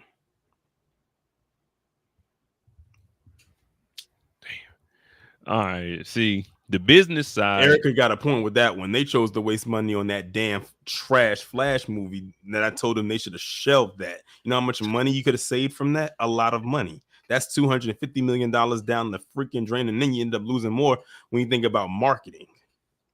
Yeah, but that's why they said they losing 300 to 500. That's just the tax write-off. That's all that is. Hey, they got that. Listen, I can't give legal advice. I'm not an attorney or anything, but I mean, they're doing what they. I know people say, "Oh man," I mean, it's just this is the way the laws are written. If you can write that movie off, then hey, it may be a loss to us, as us looking at it, but when it comes to this taxes on this 10.5 billion that they're gonna have, And I on mean, top of it's that, when I think about it, Warner Brothers, like, they really all, like, a few of their movies ended up getting pushed back. Now that I think about it, Doom Part 2 being one of them. I think that movie The Color Purple is supposed to be under Warner Brothers, and they're in talks of delaying that too. So Aquaman, who gives a fuck about that Aquaman too? I know I don't. That's another loss they got coming their way. you watch your mouth, mister. especially if they got that Amber Turd Heard up in it. Oh man, they still letting her do movies? I said, if she is in that movie, I ain't watching it. I don't give a damn how good the first one was, and I really like the first one, but that movie is doomed to fail. Hey, Erica, we doing The Color Purple. I'm gonna watch The Color Purple, but I don't know. Oh, let me finish this. We're gonna talk about The Color Purple because I didn't know when that was gonna release, but I had a change of heart. I'm gonna watch. So she said it's still dropping. Okay. It says Warner Brothers Discovery will continue to update its assumptions based on the timing and any additional information that impacts of the eventual resolution of the strike. The company is led by David Zalowski. I guess Zalowski. Zaslav. Zaslaw. Zazu. David Zaslaw said in the SEC filing, Warner Brothers continues to prioritize and work diligently with other industry leaders to resolve the current WGA strike in a manner that is fair and values the important work of and partnerships with the writers and actors. Well, David, we need to see how much you're making, mister. A lot.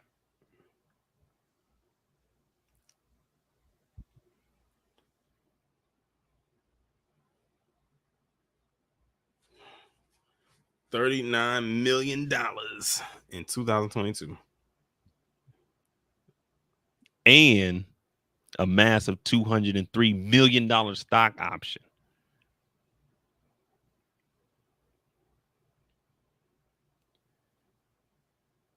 Yeah, so it's saying David Zaslaw. Zaslav. He said he had a pay package that topped $39 million in 2022. I think that's either Russian or German. Zaslav. David Zaslav. Instead, it dropped from 39 million in 2022, down considerably from a staggering figure he hit in the year prior. So 2021, mid-pandemic, he took a massive $203 million stock option. Pause.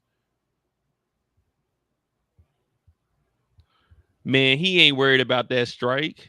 His money, hey, he's still making. Yeah, like Erica said in the chat, between David Zaslav and Bob Iger, who was the head of Disney, she said they're the most hated on that picket line. Exactly, man. Look at David. David made 203. We in the pandemic. Now, you hear everybody talking about when Trump was in office, we all had money. Trump wasn't in office in 2021, and David made $203 million. Joe Biden was putting that money in people's pockets. I was wondering the same thing too, Eric. I didn't know where that came. Ooh. I don't know where it came from either. Ooh. They keep telling me, Mo, when Trump was in office, life was great. As soon as Biden got in office, this nigga had a massive $203 million stock option. And then, hold on, let's see what else it say.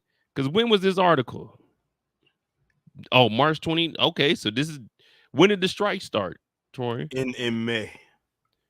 All right, it started in May. So this is 2 months before. It says Wednesday, the SEC filing, Warner Brothers stated that the president He had a package total of $39 million. Last year, $3.1 million of that sum was his salary, with the rest being stock awards. So his salary was 3.1, but he got 36 million off his stock options. He had 203 million off his stock options in 2021. So whenever they had that little spike, that's when he cashed in on his stock options, probably. With the rest being stock awards, $12 million stock option awards. See, so in 2022, they gave him. Oh, here it is right here. While his pay is down from 2021, it's important to note that the reason behind this major dip is an unprecedented $203 million stock option grant that inflated his total 2021 compensation package at a staggering 240. So he got the $203 million stock option plus his salary that put him up to 246 in 2022.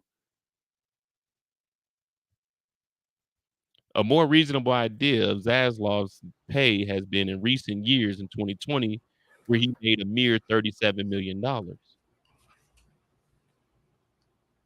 So he made $37 million, $39 million, no, 37, 36, then $39 million, but he had that $203 million. Oh my God, they getting money. And everybody else is suffering. I see why he ain't trying to do no strikes. All right, David. Okay. It still ain't doing nothing for that that slumming DC universe. Hey, just between me and the few more West that are in here now, nigga, fuck all them movies if I'm coming home with 246. What won't mean a damn thing if they can easily replace you. Replace me. I ain't going broke with 246. I ain't Shit, you'll going be broke with surprised. 246. Plus, they're gonna have to give me a severance package. You'll be at least. surprised. They're gonna have to give me a severance package of at least 40 M's. Plus, I still got my stock options. Just because you replace me, I still got my stock options because he's getting this every year. It said he's getting what, 12 million in stock options, and then it went up. See, he got the 12 million. It went up that last year. 3.1 million was his salary, but 12 million in stock option awards. So every year he was getting stock options. You see what I'm saying? So he's straight. Even if he don't spend nothing, But let's For get a back company that can stand to lose 500 million, well, allegedly $500 million. Nah, we're in the scale of 300 to 500. You know what I'm saying? We the you know what I'm saying, the low end, the high end. You know, it's just a range. It's just a range. We ain't saying that it's 500. It might be $1 billion when we get done. I don't know. Oh, damn. All right, so it looks like he's working diligently to resolve the strike. Writers began picketing May 2nd, actors July 14th, studios sat at the bargaining table on my birthday, August 22nd. There had been no talks with SAG. Damn, man, they made my birthday seem like it was a bad day. Well, I guess it is now, but not because it's Yeah, your now I birthday. gotta realize they sat down on the 22nd and nothing happened. Oh, they were celebrating my birthday. That's why no negotiations. August 22nd.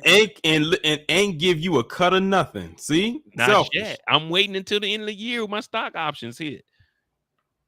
Y'all don't even know it. Y'all don't even know it. You know, if you got, like Kendall said, he can live off the quarterly dividends alone. You know, honestly, if you got $200,000, if you invest in like 3 or 4 different ETFs with $200,000, you can make $2,000 a month off of dividends for the rest of your life. So I mean, yeah, the money that he's getting with them stock options, he ain't gonna go broke because I know he's not about to cash out everything. He's gonna just let that ride. Plus, he brought in 241 mil. And the thing about this is, if he doesn't get fired from Warner Brothers, And who if he wrote steps this? down, he can always get another job because he resigned, and you know how that goes. Who wrote this? Because they did not proofread this at all. They put quarterly earnings. I just Where you realized see that at? The bargaining table. Warner Brothers Discovery execs indicated a quarterly earnings call Right in there, they August. missed the U. They missed the U Oh, in quarterly. quarterly. They put quarterly. Quarterly earnings. So that's why they got it underlined. Oh, let me see something. Let's see what these monthly earnings. Quarterly earnings.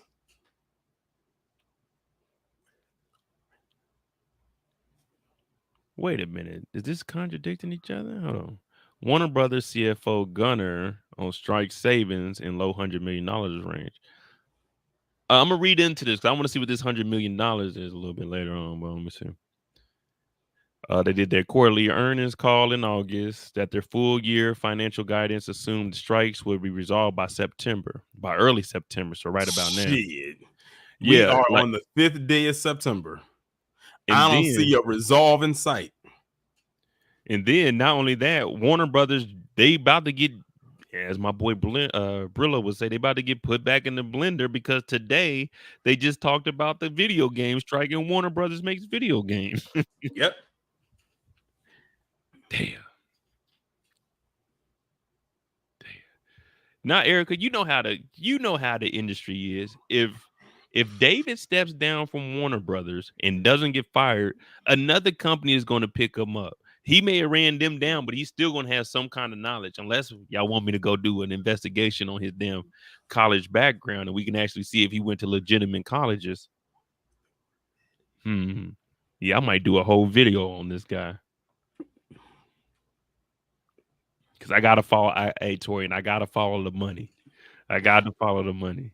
Then you better pull out that Monopoly board. Nah, man, this ain't Monopoly. This is real life. Let me see. So he thought it was going to be resolved by early September, but with no resolution in sight, it is revisiting and quantifying that guidance now.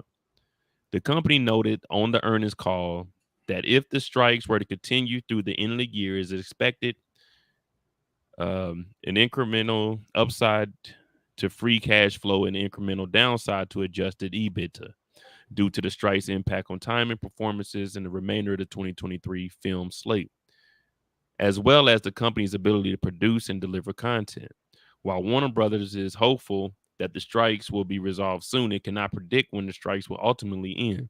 With both guilds still on strike today, the company now assumes the financial impact Warner Brother of these strikes will be persistent through the end of 2023.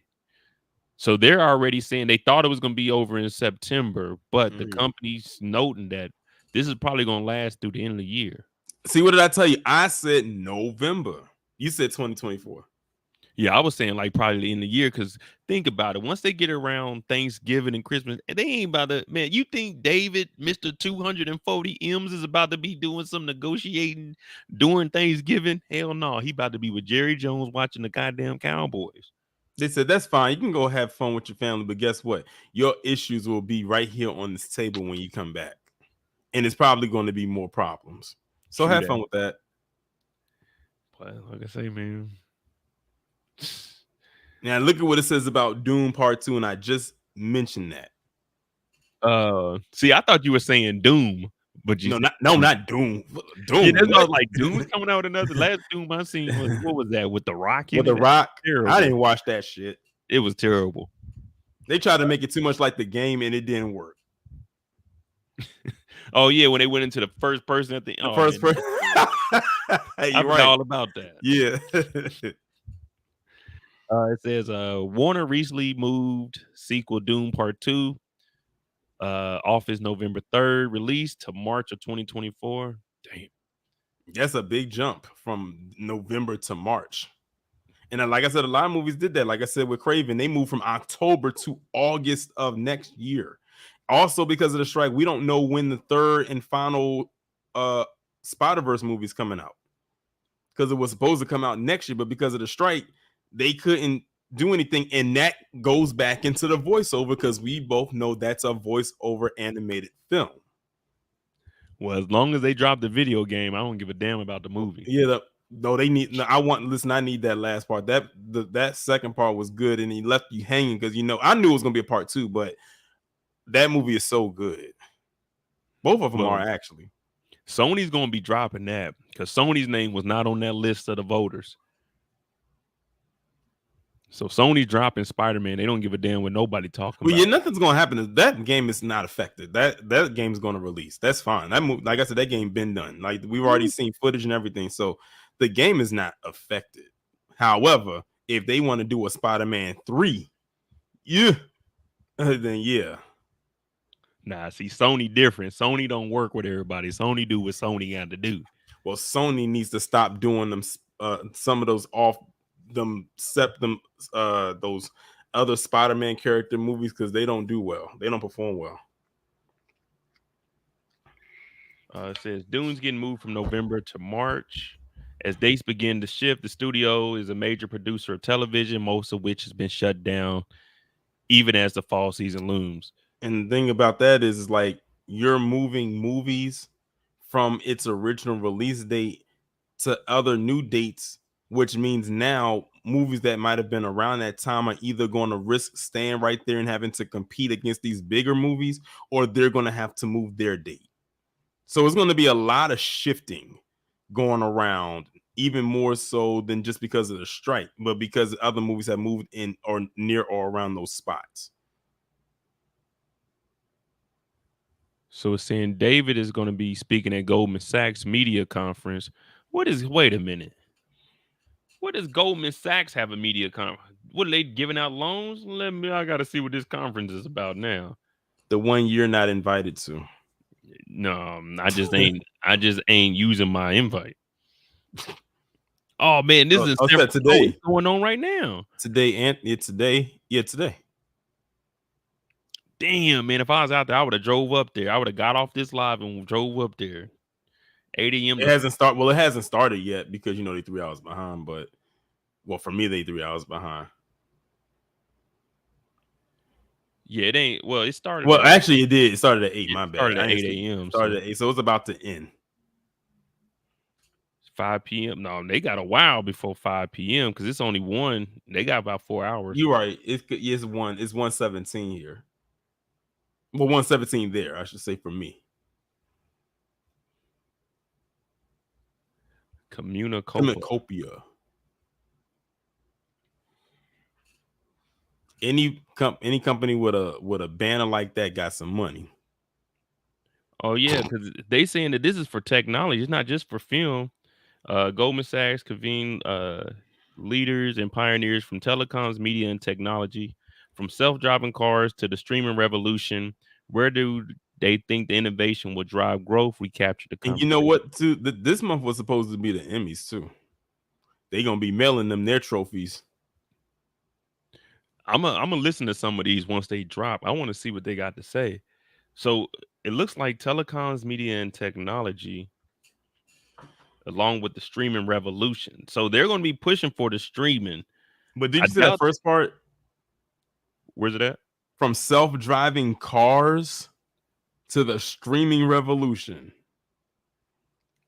Yeah, I guess Goldman Sachs, they're putting it together because they can get a lot of investors to, start putting their money. They got pushed to January. Okay. That's very different because that's usually a fall show. Interesting. Yeah, see, now look at this. Let me see something. Goldman Sachs exchanges.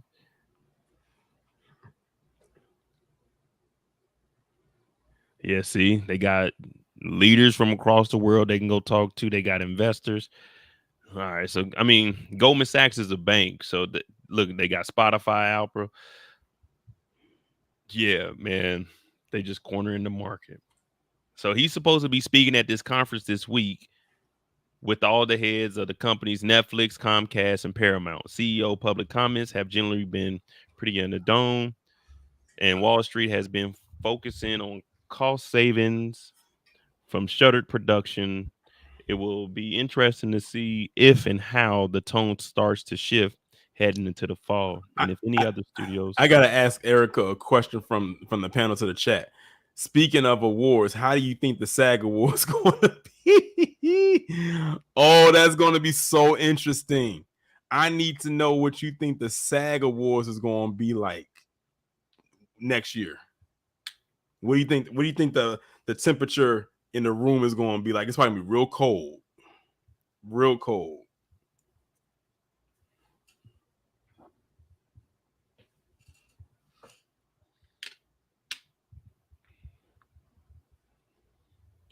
It's saying the earnings hit that Warner Brothers announced today is already baked in for 2023, meaning it wouldn't really change even if the strike is resolved. Erica said they won't have them this year. which makes sense. Because who would go to it? Like really, like you have a grievance with that organization. Why would you go to it?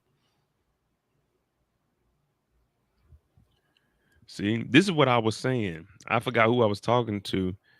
I think it maybe me and Detroit were talking about it. But these studios, yeah, they don't want to lose this money, but they can survive on that. Like, they're gonna be all right, especially if they start cutting people. They'll still make money. It ain't gonna be the money that they were making, but they'll be able to survive this a lot longer than the people on strike would.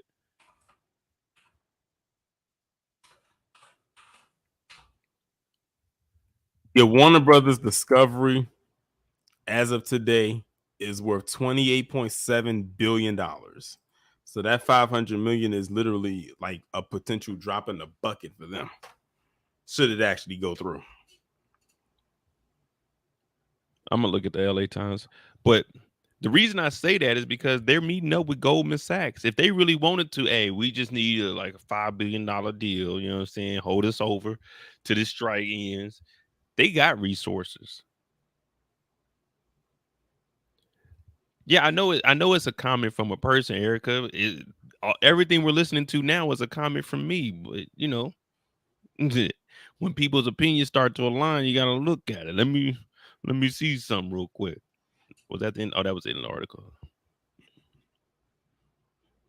Goldman Sachs conference. You said how much was Warner Brothers worth? 28.7 billion. I think they also got that boost because of that merge with Discovery, so that boosted their net worth.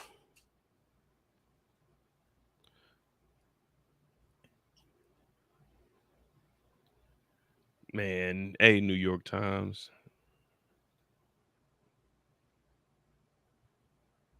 Man, I just told you I'm allowing ads, man. You got to turn the ad. Man, I my behave ad when I get blocker them is pinged. off. Look, this mug is off already. On, off.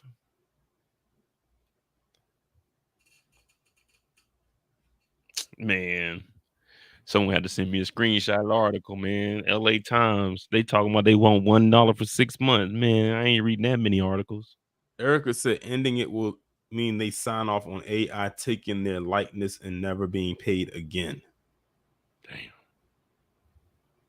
No So, residual. I mean, no residual basically, and that's where the streaming comes from because they're only paying them like one flat rate fee. Like you film this many episodes for this show and they dump them all at one time on there, or you film this movie for Netflix and that's it. It's not like a regular network television where it's episodic and it's every single week and you get paid per episode residually like that. So yeah, they basically saying y'all becoming too expensive, even though we can afford to pay y'all, but we don't want to. So we're gonna say y'all expensive.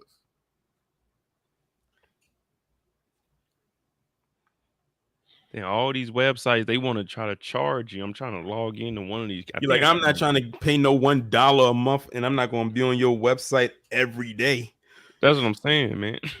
Like I just went At on. least with the Washington Post, they don't charge you. Damn. So we know David is making money. David getting real money. Well, both Davids are David Zaslav and David White. Both of them motherfuckers are get. Well, White wasn't getting money like David Zaslav. David Zaslav brought home 246 in a year. Well, I hope that the artists actually succeed in winning it. If that just means they're gonna have to continue pushing stuff back, then it is what it is. It looks like Mo, you gonna be it's gonna be 2B months That's rather fine than with just me. 2B2s.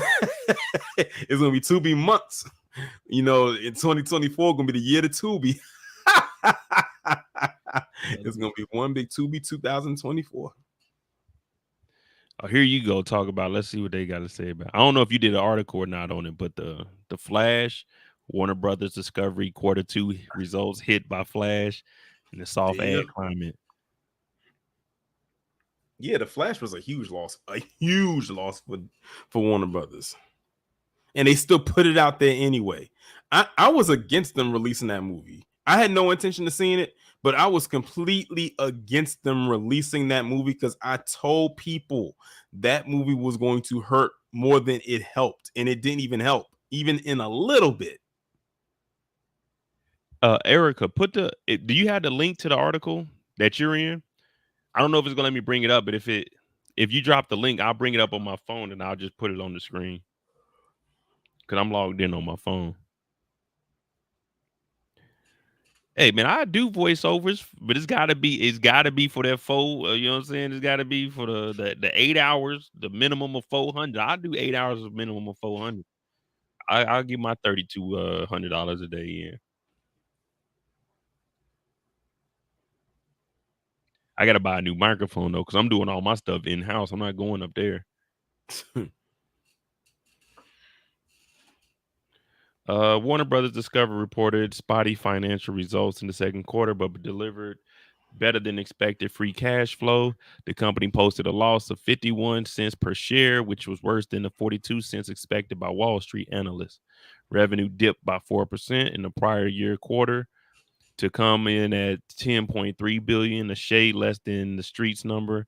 Ditto streaming subscriber numbers, which showed a loss of 1.8 million subscribers and a tally of 95.8 million. The Meltdown of the Flash, what took in 268 at the That box is office. terrible. Yeah, That's only 18 million more than it costs to make. And that's their global number. Yeah, I should be able to get the if you put the link in here, I should be able to get it. I don't have nothing blocked or anything. I don't think for no links.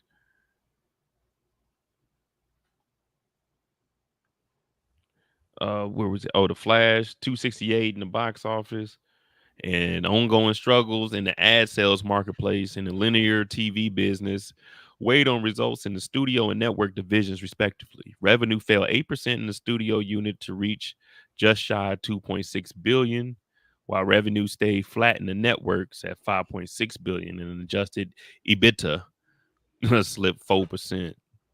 The meteoric success Barbie in July came after the second quarter, but didn't prevent the company from tinting its official earnings release bright pink in celebration of the Mattel breakout. I mean, so this is basically all the same stuff that we read. Oh, I don't even see the link. My bad. You might have to send it to me on Instagram then, because I'm not seeing the link on here. But damn.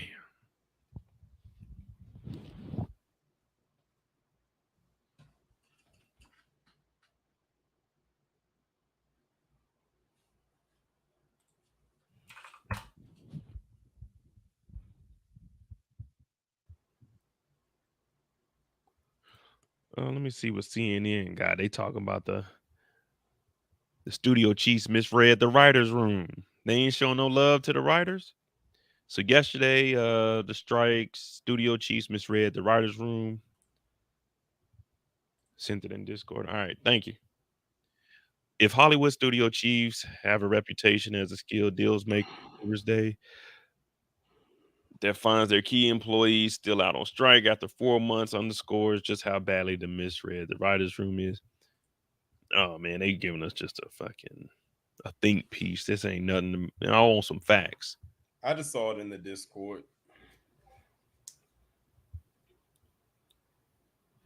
What the studio somehow missed or chose to ignore was the shared belief that the guilds representing writers and actors, that this represents the inflection point of the entertainment industry, forcing them to take a stand now. So rather than shaking their resolve, such inflammatory sentiments strengthened it based on assumption that it's better to bite the bullet and stick together, hoping to avoid another extended work stoppage. Blah blah blah. Hey man, what is the studios doing, CNN? You got me reading all this to talk about nothing. While studios might not have much credibility when it comes to pleading poverty, they have a point of fretting about the future. The shift towards streaming has upended the traditional consumption of both movies and television, casting dark clouds over their business.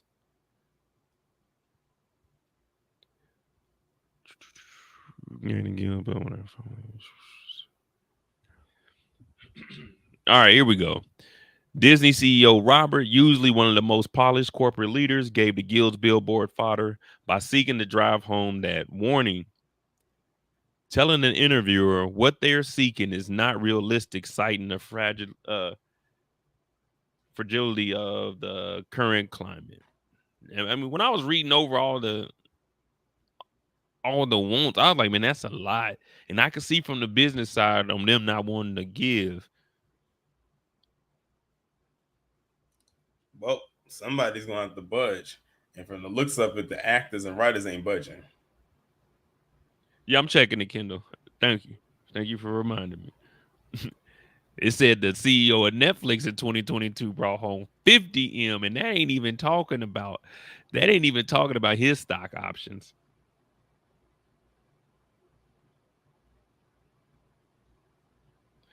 So if old boy made 39 with a $200 million stock option, man, they probably getting it over there at Netflix. See, I don't understand that. On the phone, I can bring up the LA Times articles easily. But when I get on the computer, they want to charge you $1. Hold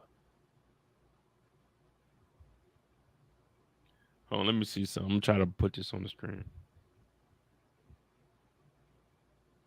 Hey, Eric, are you on here anywhere? They showing you on a bicycle or something? Now, see the bikers out front. Hold on, y'all. I'll probably just grab a screenshot and put it up on there. How many times is basically the article saying don't start a fight unless you are certain you can win it.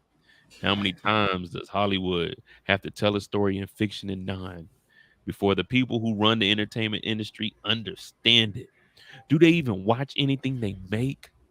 Whatever. Short film financially gained.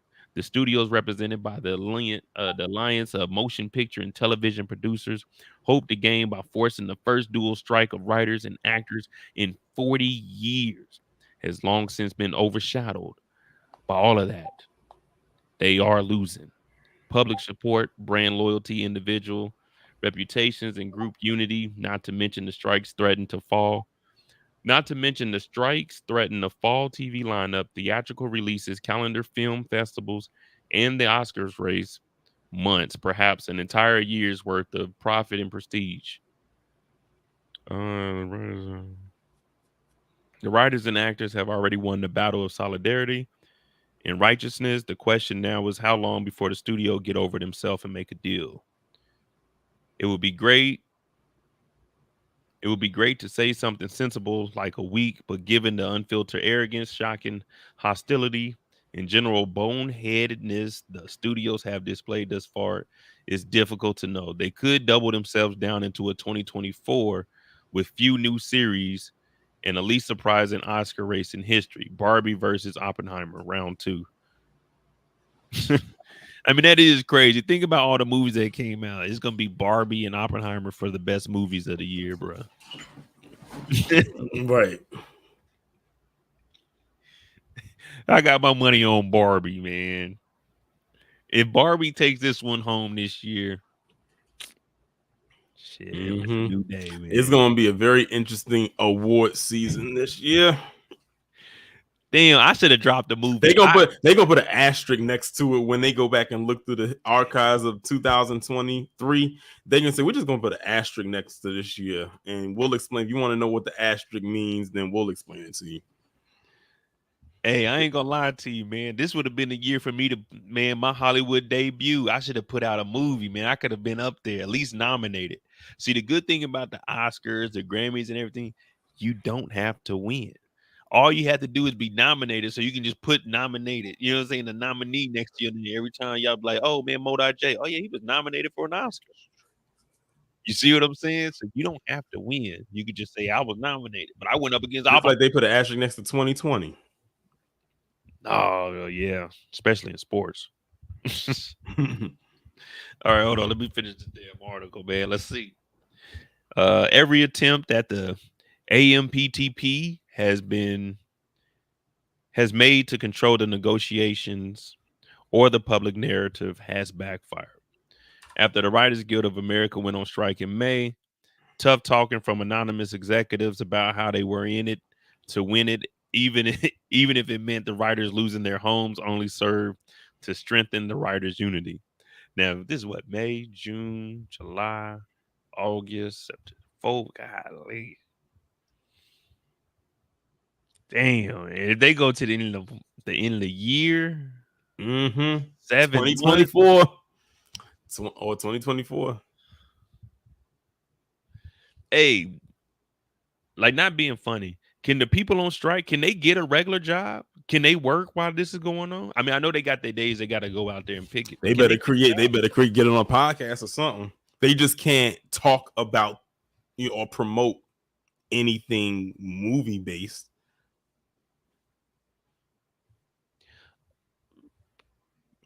Erica said a lot of them have day jobs. Oh, man, yeah. I just be working on my day job, man. I wouldn't even strike. It is what it is, man. I'm gonna get this job. I'm gonna work a little bit. Bills Better gotta get be them. paid. Better get some brand deals or something. See, me personally, shit. Man, if I was a talented writer, I mean, I would have started me a YouTube or something. Cause they can talk about their old films, can't they? They just can't talk or promote nothing new, right? She You said see, they I don't pick it for know. 4 hours and then go on the job. Erica, can they talk about old film, or it's just they can't talk about film or TV or anything? Cause man, I'd get on here and just tell the stories of how I was working She with said, different "Yeah." people. Oh, they can? All right, man. They can talk about oh man. I mean, I already like, Like Tubi. hey, you could be on Tubi. Tubi technically is independent. I mean, well, it all depends on Yeah, on because what actor. Because if you're thinking at putting like someone like Marcus Houston, that's not independent. It's an independent film, but it's not a non-SAG independent film because he's in it.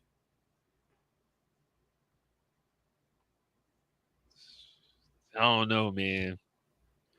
You can. I mean, I would do the writing, but I honestly, Because there are some independent films that are still under the SAG label title, and those are the ones that traditionally have a budget behind it. You can tell they have a budget compared to the ones that don't. yeah. But if Marcus Houston is with the SAG, man, he be promoting shit. I I follow his Facebook because all the Tubi movies, man, he be on there promoting shit. And one of the movies was on the Fox Studios, and I was like, wait a minute, how's he promoting something under Fox Studios and he's supposed to be part of this damn this strike?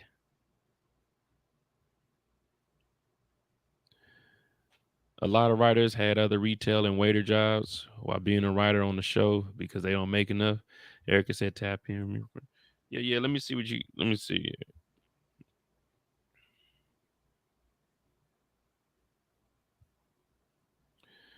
Discord.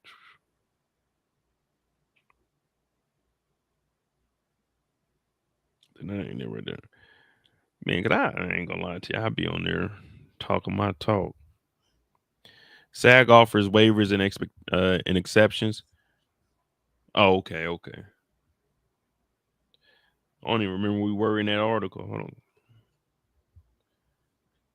Tough talking.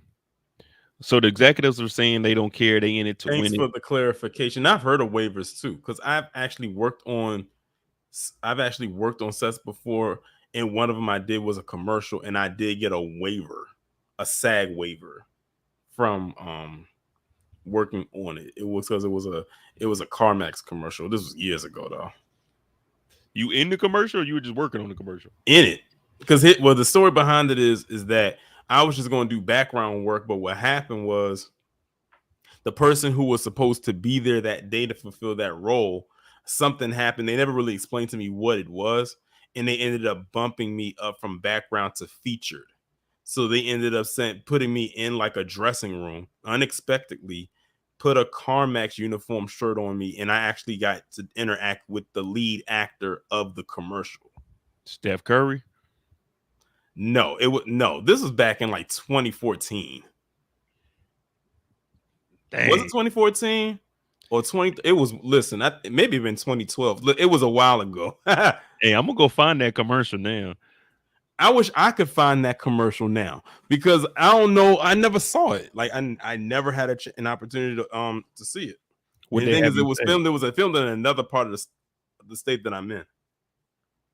What they have you say though? Welcome to CarMax. Can I take your order? No, I really didn't have any. I didn't have any lines. Like they just kind of had me like just like kind of mouthing words. So nothing came out, but you just saw my mouth moving. Oh, okay. So they probably put a voiceover on you. Erica, you They ain't had to, lying. You are not.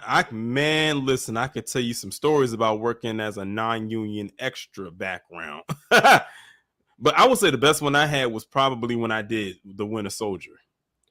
this is a true story, and I never told anybody this. But one day when I was stationed in Warner Robins, Georgia, I took off work. Do you not know I went to try to become a zombie for The The Walking Walking Dead. Dead. They were in Macon. They were in Macon. I went up there and I tried to be a damn zombie. I didn't make it though. I took Oh, off from work, man. wow. I went up there to try to be a goddamn zombie. I did all of that. I was in there doing a little. They didn't pick me. I guess they didn't have black zombies in Walking Dead. Like it wouldn't matter. I mean, with all that makeup on, like who going to tell? What the hell? This is in 2000. This is in 2012. I took off. They had auditions. I went up there. I only got the first day. I didn't get invited back, but I went up Yeah, there to try to be a zombie. I remember I had did some background work on that show House of Cards on Netflix, which by the way, for those who don't know, House of Cards was Netflix's first original series because at the time Netflix was only uh airing shows that came from network television that was in like syndication.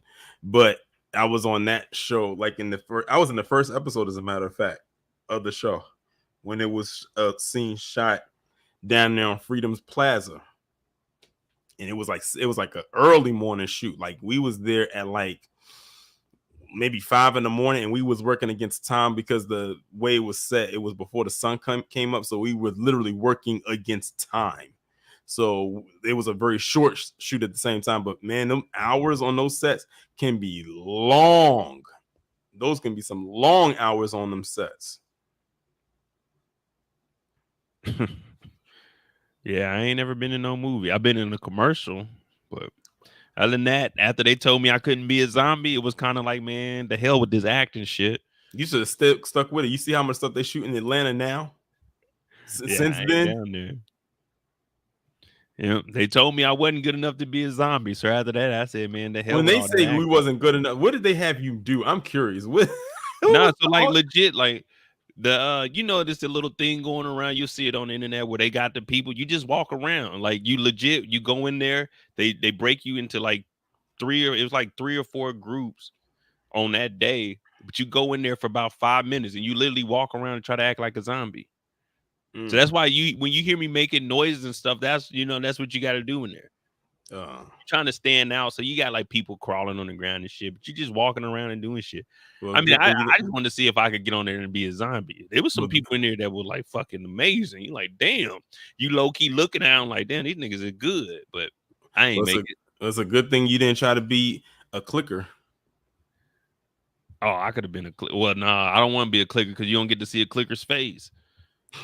And the thing is, they actually made those noises. Like they actually made those noises. The actors who did that, that's a talent in and of itself to sound just like what would be, I guess you could say, a character from the game. Yeah, I'm shit. Yeah, you probably right. Kendall, I can't find it. When G comes back in here, when she come back in here, she in the UK.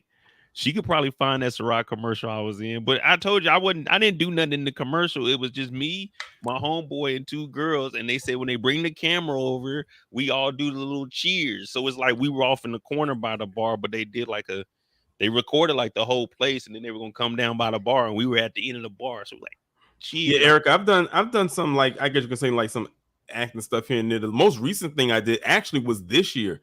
It was a Panera Bread commercial with what's his name? Oh, damn it. What is his name? Bill Nye. Kyle Kuzma. Oh, Cal Kuzma? Yeah. What were y'all doing? It was like I played security. Imagine me doing security. As tall as he is, and for him, I'm short. So clearly, But yeah, it was a Panera Bread commercial, and it's crazy because we saw the call sheet, and I saw my name as well as the other people I was working with, and I love it was such an intimate set, and I saw a person's name on it that said Kyle, and then I was like, I don't know who a Kyle is, and then when they said who it was and he walked in, I was like, wow. Oh, so you didn't know it was Kyle Kuzma? They just I had you. didn't know it was Kyle Kuzma because I mean Kyle is such a common name, so you know. Hey, But just yeah, it was, just a heads up for y'all. There go Torian right here. yeah, There go Torian right here in the commercial. yep, that's it. I had to go find that. I said, "Let me see my dog." I know it wasn't gonna be hard for you to find because, like I said, it was this year. Yep, there it is. That's me. That's the back of my head, and I think I had just got those braids done too. So it all fit. Yep. And they literally had us literally walking like that in that formation. We did that like 20 times. I was starting to sweat under them hot lights. Oh man, Torian ain't ready for the big lights, y'all. Torian ain't ready for the big lights. There you go. My dog got, hold on, that's 19 seconds. Oh, he got 1 second. Hey, when he got 1 second in the commercial. Erica said, "Am I making it correct?" This is something I do. Like if it pops up, it just kind of happens. I actually also did. I don't know if you ever heard of this show on TV One called For My Man, but I was actually in that too. It's like a reenactment type of series, and I did an episode back in 2018. Now that one I had a little bit more screen time on that one compared to this one. You see my whole face with that one, like, and I'm in a couple of scenes. It was back in 2018. I forgot what season it was. I mean, when I had told people I was going to be on it, and the people I went to school with, they was recording it on their phones on the TV and tagging me in it and everything like that. Yeah, some stuff that be shooting out in this area, like where I'm at. It's not a lot. Yeah. I was also this close. I was very close to being part of the second Wonder Woman movie too, because they shot that in DC. But I missed the submission process because they didn't really put it out there like that. By the time I saw it, they had already had all the submissions that they needed. So I missed it maybe by 2 weeks. Erica said, "Where am I at?" I am in the DMV area. It's not a big market like, say, LA or Atlanta or New York, but it's some stuff that pops out here.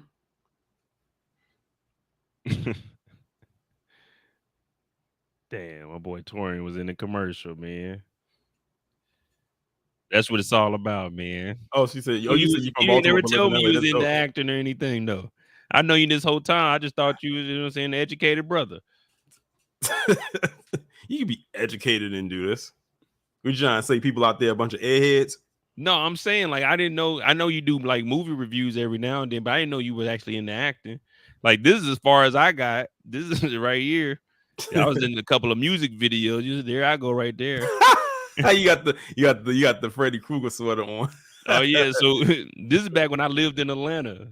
So well, I lived in Lithonia, but so we was out there. Yeah, I was in one of the videos. You know, we knew a couple of the people. So let me see. So it's me and my brother back there. Then they're gonna show us like at the end. We just in here chilling. I ain't know that. Look, there I go right there. I ain't even know that the camera was on. That's like when you had locks. Yeah, that's like 2000. Shit, this is like 2010. 2010, 2011 time frame. Yeah, I had my dreads then. I didn't know the camera was on. I see my brother. I'm like, damn, I'm just standing here. I hope they don't put that shit in the goddamn video. But yeah, they done got me, man. It was a cool little song, the Rich Kids, though. And the beat go round, round, round. Yeah, man, I was in a couple of videos. I'm in an Usher video, too. What Usher video? Hold on, let me try to find it. Hold on, let me try to see. Yeah, I'm in an Usher video for back in the day. My sister knew like one of the stylists or something. So she did my dreads like the day before. She's like, y'all can come up there. So she got us on there. It was what the hell song was it? It was one of Usher's songs. It wasn't like a big song that he did though. It was just some shit that Usher was on. I don't know, man. I gotta look at. I would go through my text message and find it. But yeah, I'm in a Ciroc commercial. Man, I'm in a couple of things, but shit, I Yeah, I wasn't was on all. Yeah, I SAG. also, like I said, I also did the Winter Soldier. As a matter of fact, well, you probably won't be able to find the clip, but it's the part when they in the Smithsonian. Well, we shot it in the Smithsonian, but in the movie, it's the Captain America Museum. Ooh. And it's amazing how they did it, because they literally had the banners, like the Captain America banners, and when they were done shooting, they took the banners down and then put the Smithsonian banners back up. And that was my first time working with the crane, because I've always seen the crane, but I never got a chance to work with the crane. So I thought that was dope. And that was a short day too. Like, we was only on that stuff for like 2 hours. Did y'all get a 5-minute break? For 2 hours, all we did was walk back and forth. That's it. There's no talking. Damn. So now I see why they didn't negotiate nothing. Like, there don't need to be no medics. They just walking. Wow. Yeah, it was good times, man. Good times. All right. So right now it just looks like a lot of people are losing money on both sides. Hey, Yeah. Eric, how long do you think that they could go out there? Like, how long do you think that they could continue to go on strike before like I want to always give both sides. How long do you think that the actors and the writers are willing to go on strike before they kind of give in on, what I'm saying? Well, I don't know if you could probably can't talk about that. But you know what I'm saying, Torian? Like, how long do you think that the people on strike could go? I don't know. I just hope the people out there, who I hope their money is correct, because LA is expensive. Yeah, Erica just said the writers can go indefinitely, but the actors, she said probably maybe January. Yeah, I could definitely see that because Like I said, that gig economy is no joke.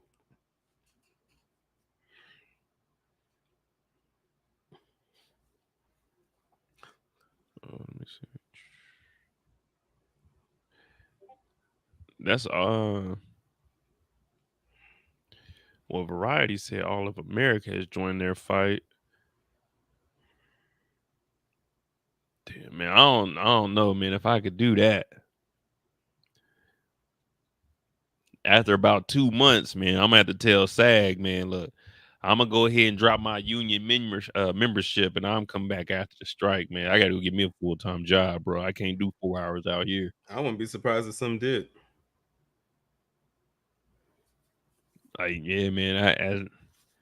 At some point, I gotta go get me some money or something.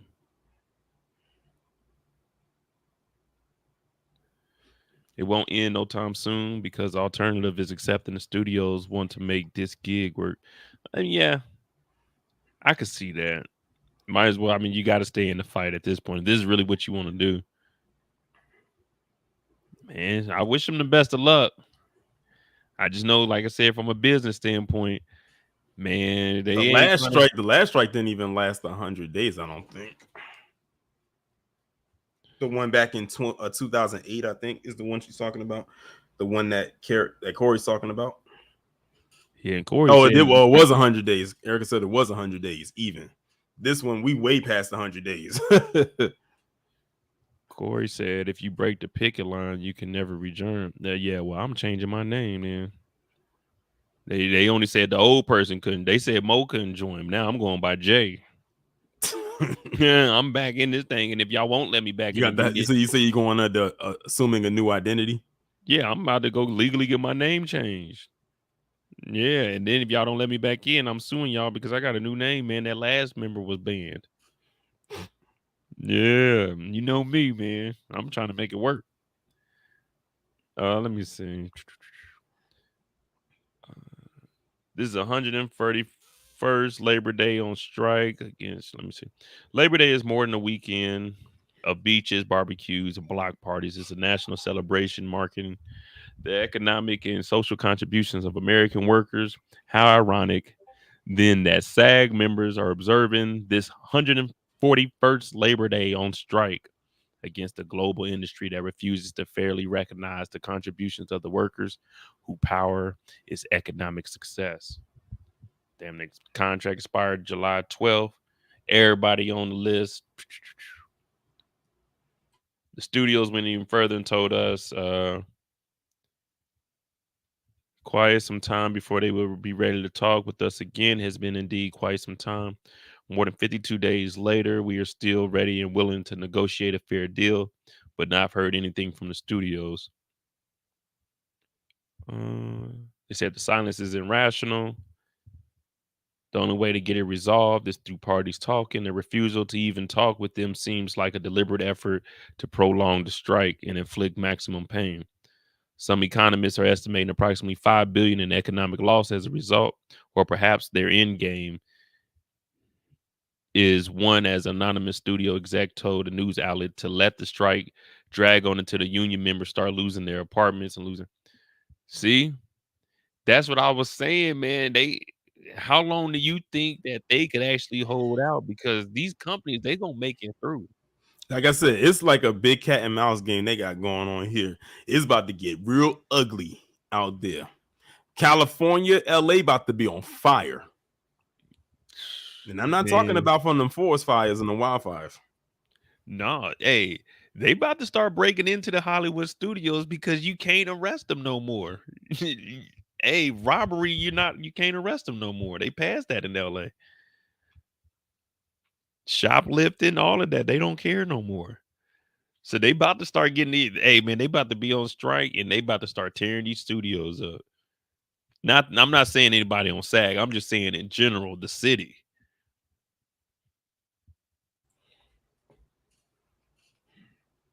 Erica, I know people struggling. I'm struggling too, darling. I'm struggling too. I don't know, man. Me personally, I'm like, man, hey, bro, hey, I'm cool without a 5 minute break. I ain't gonna lie to you, man. We need to get back to work. You know what I mean? I need some money. I need some food on the table. I mean, I guess I wouldn't know. I never been on strike. The closest I came to a strike was when we got laid off, but I ain't never been on no strike. So I don't know how that feels. Pause.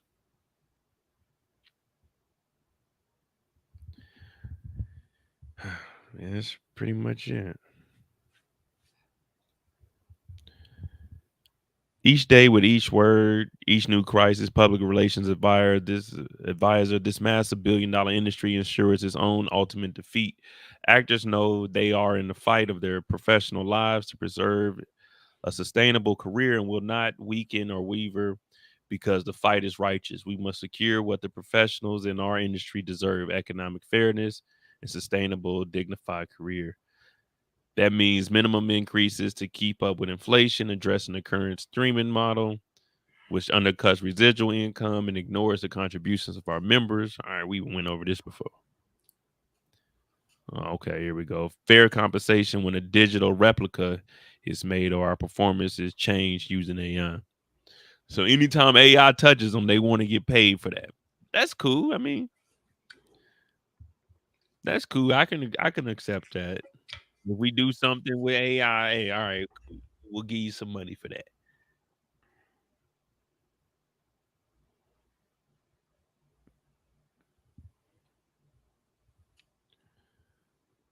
We called this strike with the authorization to approve of 98% of the members. All right.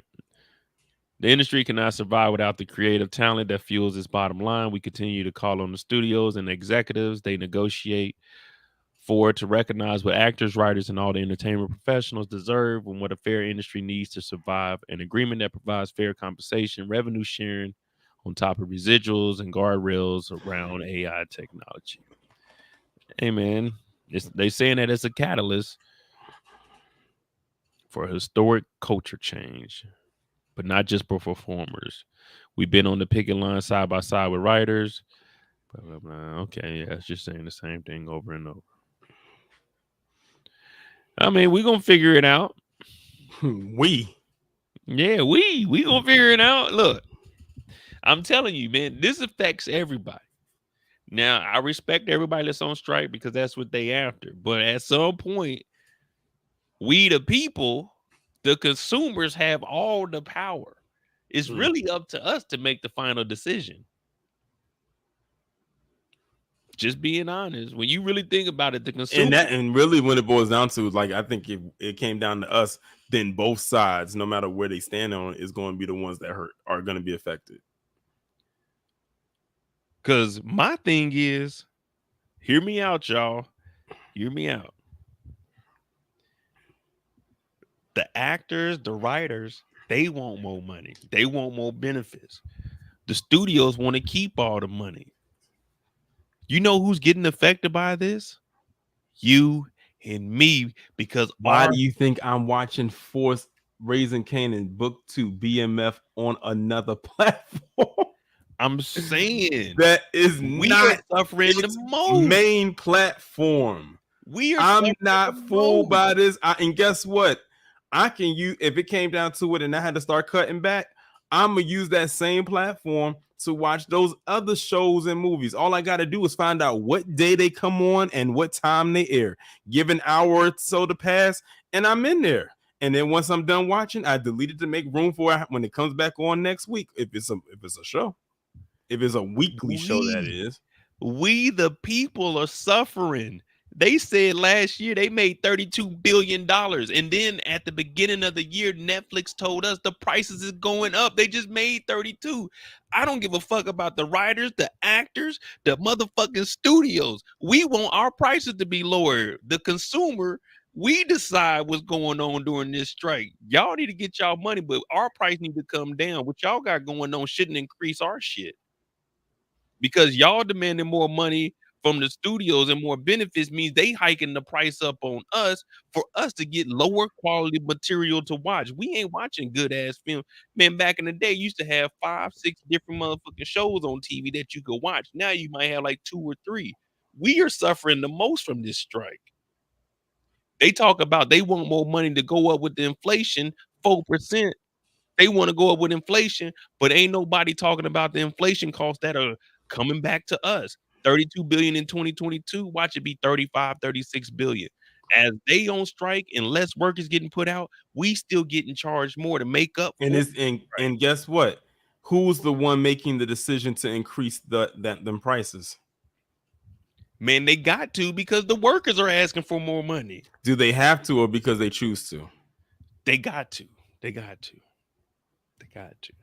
Okay, then. So if they have to, then we also have the option to not contribute to that. That's why I'm saying the consumers, we have the final say so. So regardless to whatever they negotiated, we decide not to watch the shit. This whole strike ain't got nothing to do with it. We can end all of this. Matter of fact, we can just say we not watching something and that company is done. You see what I'm saying? The consumer has all the power. So this strike is not doing anything but hurting. So just imagine, if all the consumers was on board with the writers and the actors going on strike, and the studio still weren't budging. You know what the biggest power play is? If the vast majority of the people who consume their stuff like on these streaming platforms says, okay, fine, you don't want to pay them, bet we won't pay you. As of today, we're pulling out of all of our streaming platforms: Netflix, Amazon Prime, Disney Plus, all of this stuff. Yeah, I bet you if they did that, then that's when they'll really get scared. Then it's like, okay, you know what? Let's go to the table and discuss this. Now, one thing I can say, and I'm gonna say this, and I'm gonna stand on this, and I don't care how anybody feels. I do not care what Amazon Video does with anything, because I pay for Prime. And I'm not getting rid of my Amazon Prime because of some damn strike. Now, we can go ahead and start watching Netflix, Paramount, HBO, but Amazon is going to forever be with me because I pay for my monthly. Well, I pay for the yearly, and I got a student discount over at Amazon. So I ain't got nothing bad to say about Amazon because they do your boy right. You know what I mean? Pause.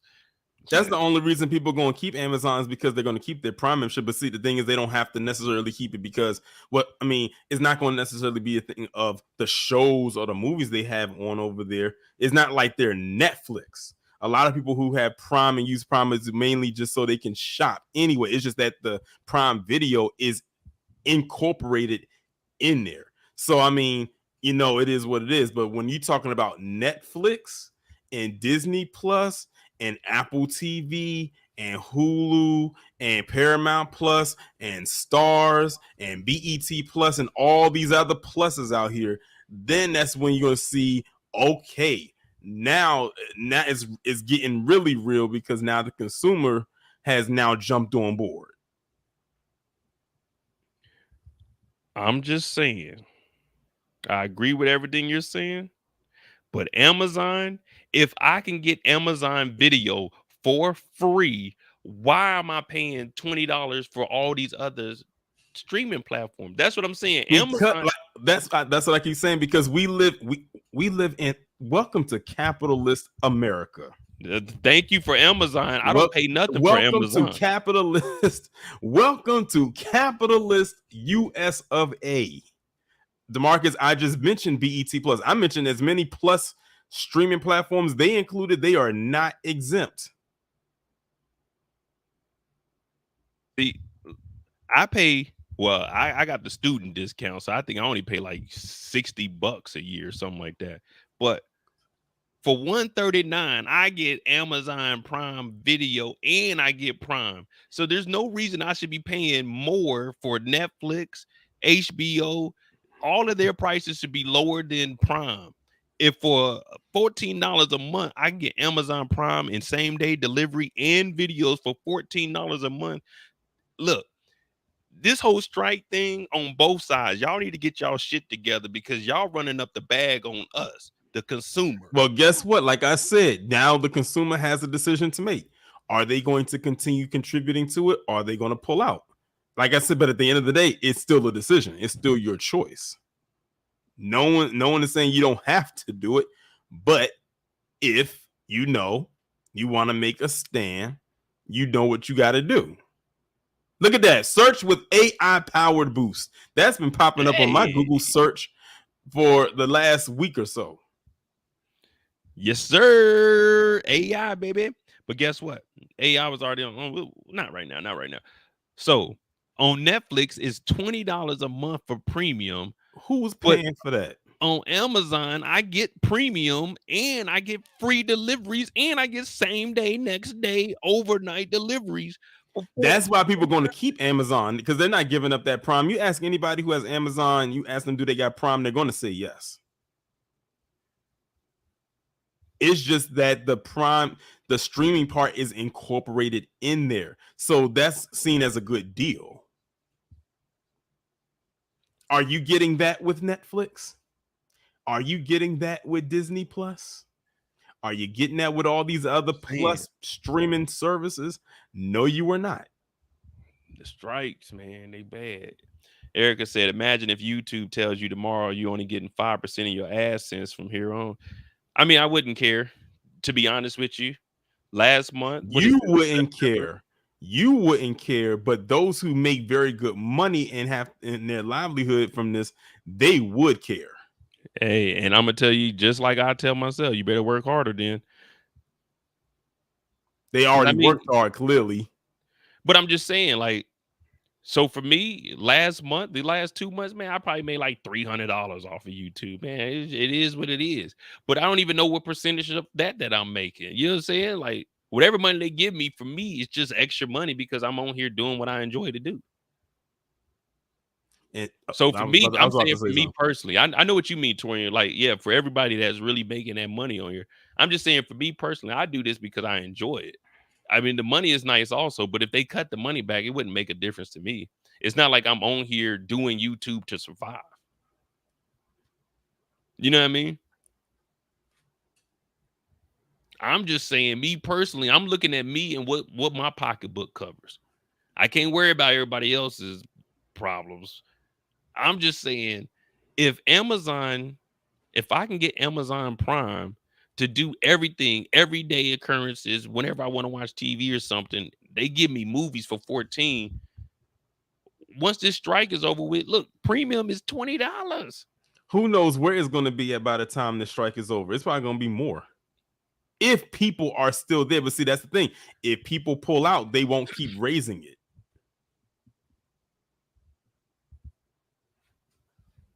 No, nah. Okay, yeah, yeah, yeah. Nakeem, Because I'm who not because saying. who are they charging? Let's say that one day the people up at Netflix woke up and they went and they saw that there was half of their consumers just dropped from their platform. Just 50% just gone, just in the blink of an eye. You think they actually gonna raise those prices some more to lose the other 50%? What kind of get back marketing plan is that? Man, it's a crazy world. It's a crazy world. It's And crazy. yeah, and like Erica said, the YouTube already takes 30% of the from that super chat anyway. Yeah, I mean, I know they take. And the AdSense too, so for that matter. Yeah, I mean, they take some money away, but shit, it's still money that you didn't have that you wouldn't be able to do on your own. And don't forget to make your quarterly payments because Uncle Sam don't give a damn what kind of economy you in. You gonna pay Exactly. what you owe. What did Riley say on the Boondocks? You gonna pay what you owe.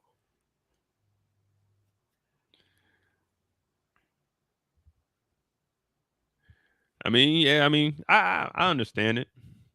I understand. I'm just saying, for me personally, I always look at what I got going on. I'm like, man, ain't no reason these other streaming services should be anything higher than $14.99 a month. Whatever Amazon's price is where they should be set. Because Amazon Prime offers you way more than just TV. Like, you can get shit delivered to you. You can, hey, man, come on, man.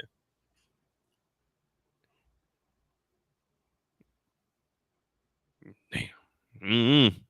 Man, hopefully they come to a conclusion. At least we know we good till March. You know, we Oh, got there's no Raising King. conclusion in this. There's no conclusion. Even when the strike is done, it's still gonna be some lingering problems for sure.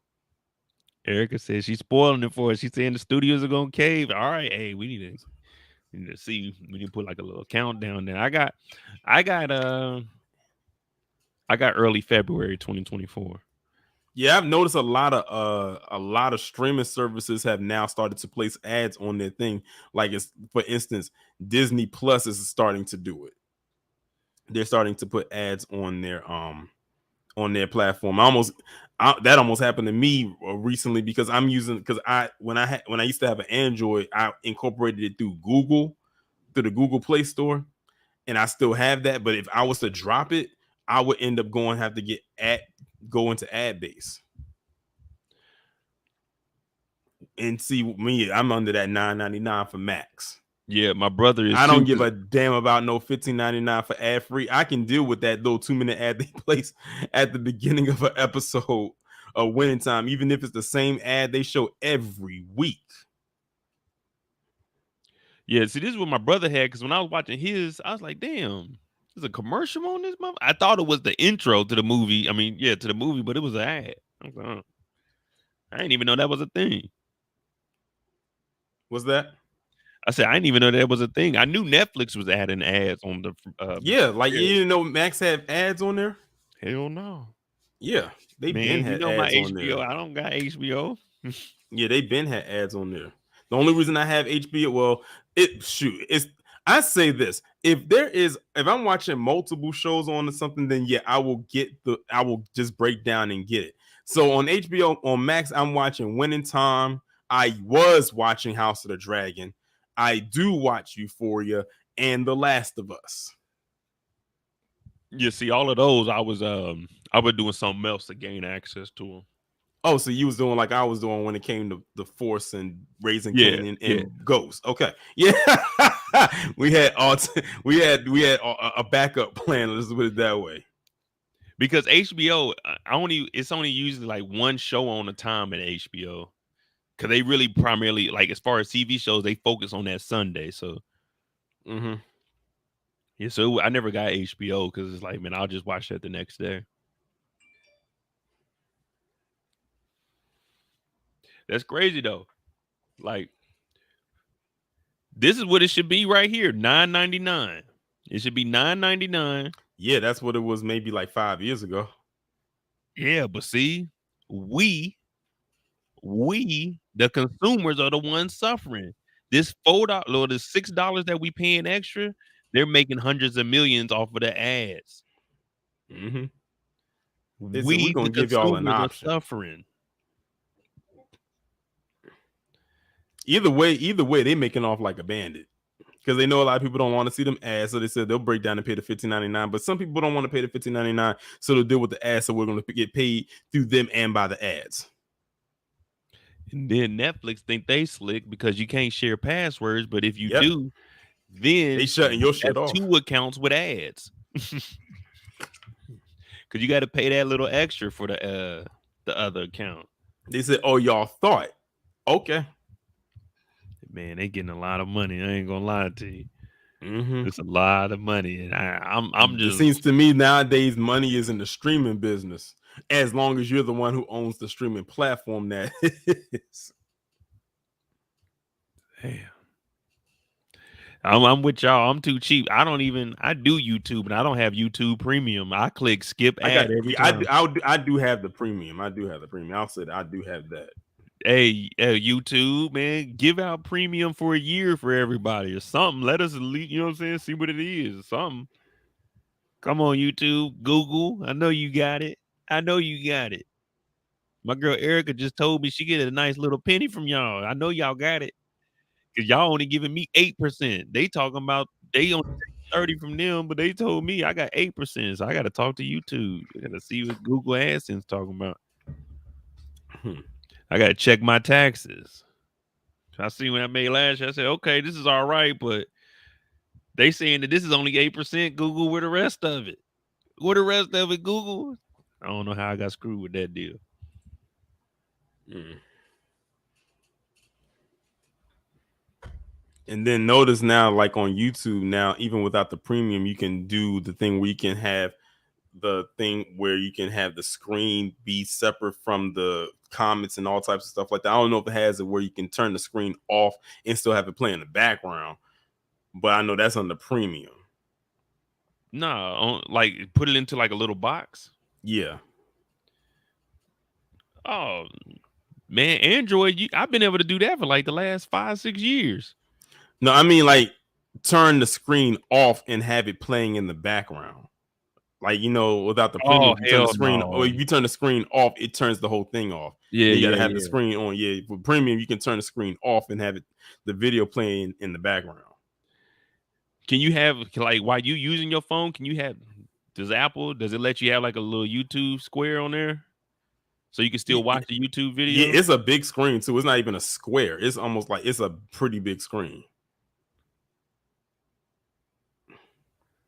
Yeah, man, I ain't gonna lie to you. I be on YouTube nonstop, man. As soon as I get off of here, I probably turn on like CNN or MSNBC, find out what the hell's going on in the world.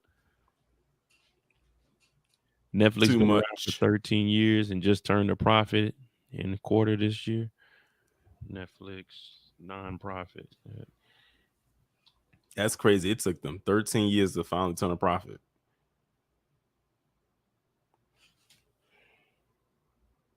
Well, I'm gonna tell you exactly why they ain't never made no profit.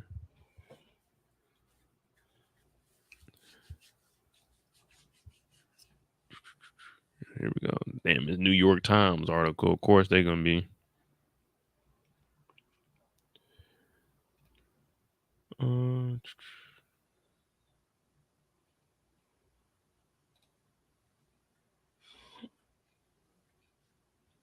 they saying that profit is coming because of the. Let me see. It's coming from the shutdown. I mean, the crackdown on password sharing. So that's what was holding them back. Yeah, and it's saying He said, "Y'all ruining us turning a profit, so we're gonna crack down on that." yeah, it said the results were attributed to 2 policies that were introduced last year after Netflix first reported subscriber loss in 10 years, a crackdown on password sharing, a relatively new advertising tier.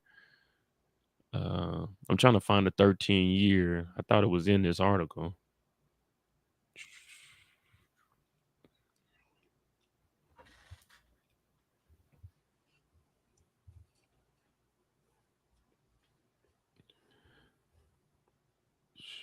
All right, here we go. During the past 13 years, Oh man, I'm not about to read this small shit here. Well, I'll take your word for it. But if they only turn a profit, nah, man, there ain't no way they just turned a profit in 13 years. You know what I'm saying? Ain't no way. Netflix quarterly revenue.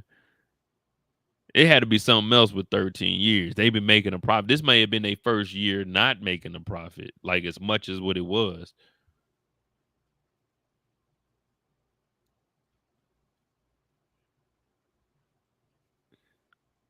Yeah, I don't know. I can't find it, but I'm thinking what you're saying is this is the first time in 13 years that they didn't have an increase in profit.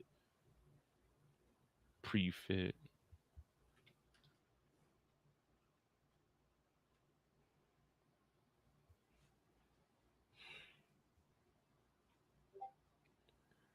Actually, shit, I just did a man, I literally just did an article over tech jobs laying off, man. Look, let me see something. I literally just typed up a whole page, little essay yesterday.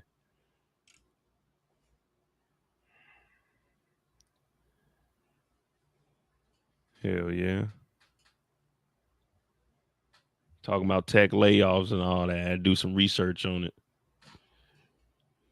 It was random, but you know.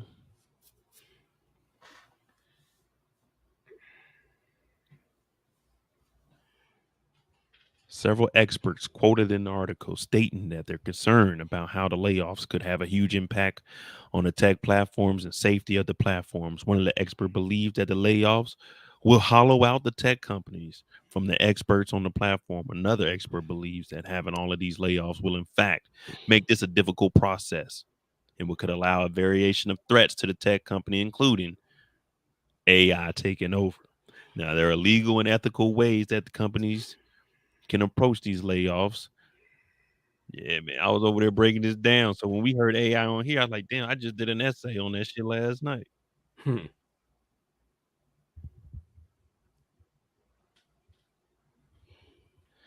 I don't know, man. We're gonna figure it out, man. We're gonna figure it out. But I can definitely tell you this. Um, the Netflix CEO brought in $50 million last year. They could make a profit if he just, hey, how about you take 25 million and give 25 million to the company so we can, you know what I'm saying, get back in the black. But man, you know they ain't doing that. It is greed, and hopefully both sides can come to somewhat of an agreement.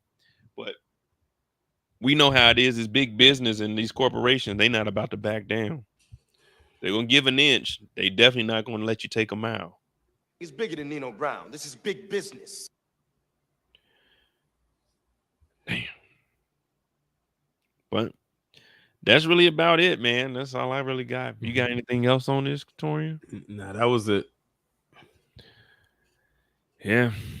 It's crazy, man. Strike been going on. Hopefully they get this taken care of. But if not, we got Force, we got Raising Canaan, we got BMF. So we good till at least April, May.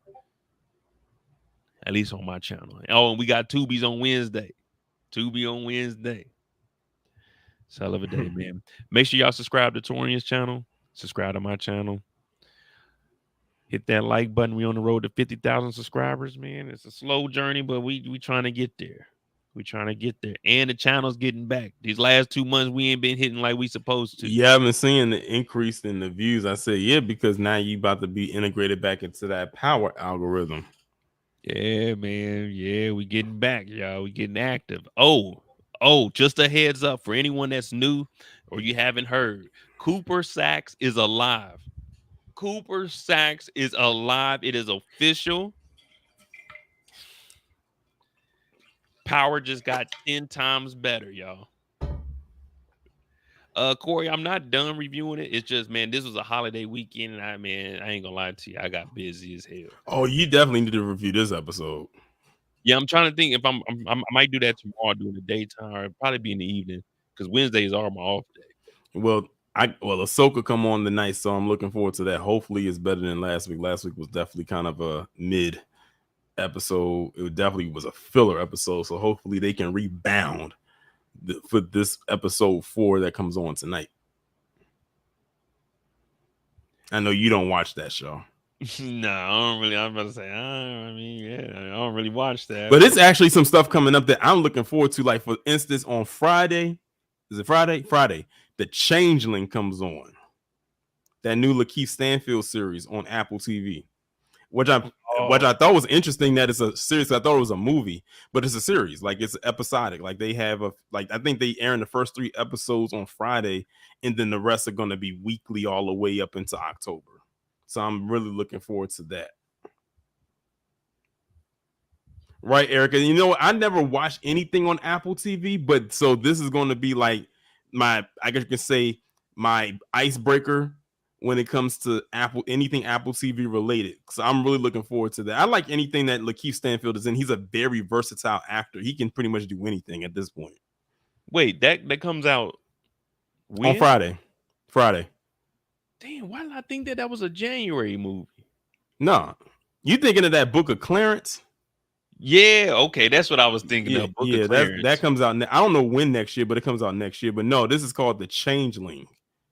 Yeah, and I think it's a remake of an old movie, but they made it into a show or like a mini series at least. And wait, so you saying this is on Apple TV? This is in Yeah, theater? it's gonna be on Apple TV. It comes. I posted the trailer, and I think in your Discord, like it comes on this Friday. Man, you know I ain't got a good memory. Like you got to remind me of everything. If not, man, it is what it is. You know what I mean? Like I don't be keeping track of that. I don't know why, man. It's just like TV shows I can, but I guess movies I just wait.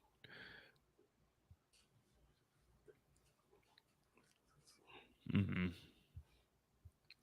gonna check it out, but I don't even know how to get. Oh, I ain't got no app. I'll find out how to watch it. I'll figure it out. Right. Is it usually like same day or like a little after? Oh, I don't know. Like I said, I have the app on my phone and I haven't even opened it. That's one of them apps on my phone that I never click, but I will be clicking it on Friday. Wait, does Apple TV cost? If you have an Apple phone, does it cost? $6.99 a month. For what? After What does after the Apple seven cost? after the 7-day trial. It's Apple TV. If you got an Apple phone, it should be free. One would think. With Amazon Prime, Amazon Video, you get for free. Oh, hell no, Apple. That ain't right. Y'all paying for that? I thought Apple TV was free for Apple users. That's why I was like, I ain't never watched no Apple TV. I had an Apple TV box, but I ain't never plugged it up. I always thought Apple TV was Eric said it's a 3-month trial if you buy an Apple product. a 3-month trial. Man, hell no. 3 months, man. We better get a year at least. Apple TV ain't even that damn good to be, man. Get the no, hell no, man. Fuck that. Now we gotta investigate. It says if you buy an Apple device, Apple TV Plus is included free for 3 months. That's it. Yep, and then after that, it goes to $6.99 per month. Yeah, you just pulled up the same thing I just pulled up. If you buy an Apple device, Apple TV Plus is included for 3 months for free. That's actually one of the cheaper streaming platforms that I've seen. See, I told you, anything with a plus behind it. You would think if I have an Apple phone, I can just go to Apple TV.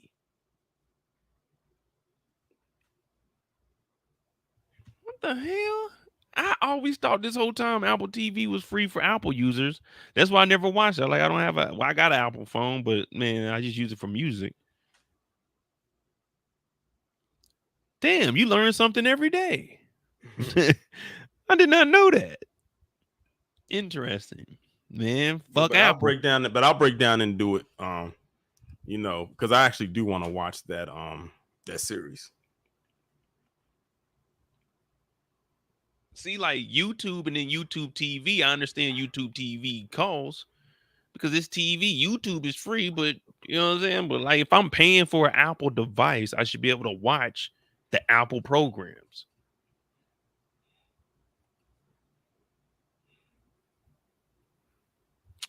And hey, man, we talking about Warner Brothers and HBO. We need to be getting on Apple and how they robbing people every goddamn day.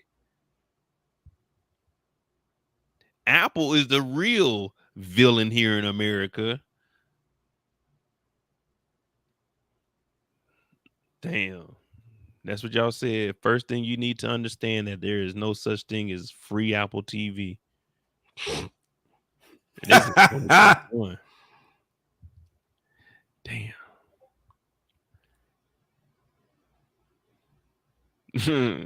See, I always got to read the reviews. Now, Erica told us this is just somebody commenting, but listen, they on the same thing as us. But we should have known that because Apple don't even give you a charger or a phone block. But if push comes to shove, I will not hesitate to utilize that other platform. Wink, wink.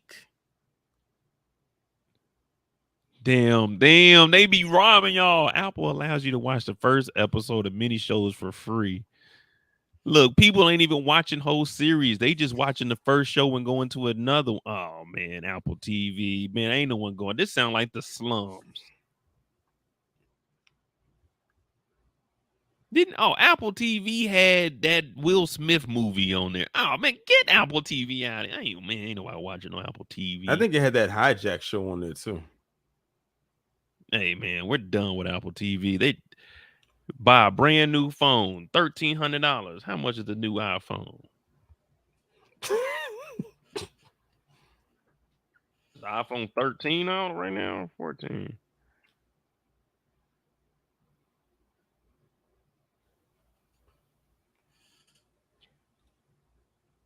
How much this thing costs?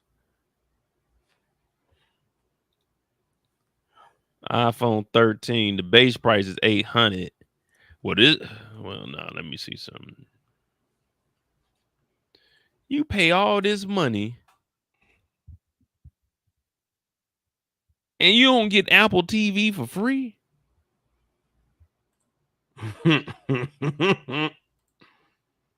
That's funny.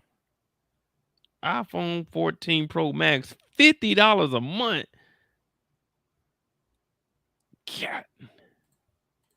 $1,099. You don't even get. Let's see what deals they got. Free Apple TV. Free Apple TV. Oh, just trade-ins. Oh man, y'all tripping. You trying to find a work, Mo? You might as well just use your platform. No, I'm trying to figure out to me, I'm trying to figure out how you selling me something for $1,100 and I can't get motherfucking TV for free. You would think I buy a brand new iPhone.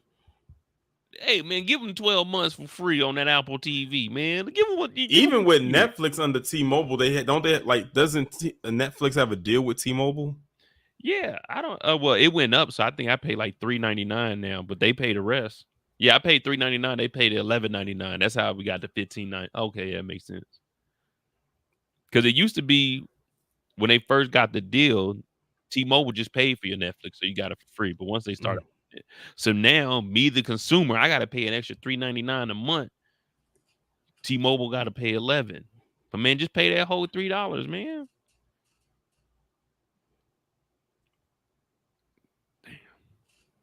Nah, Netflix, Erica, y'all sleep on Netflix. Now you might have to go out the country to find something to watch, but now one thing I am looking forward to on Netflix is Rebel Moon. What is that, anime? No, that's a new Zack Snyder film. It's gonna be split into 2 parts. It comes out in December. Well, the first part comes out in December, and the second part comes out in April. See, I like how Netflix does that.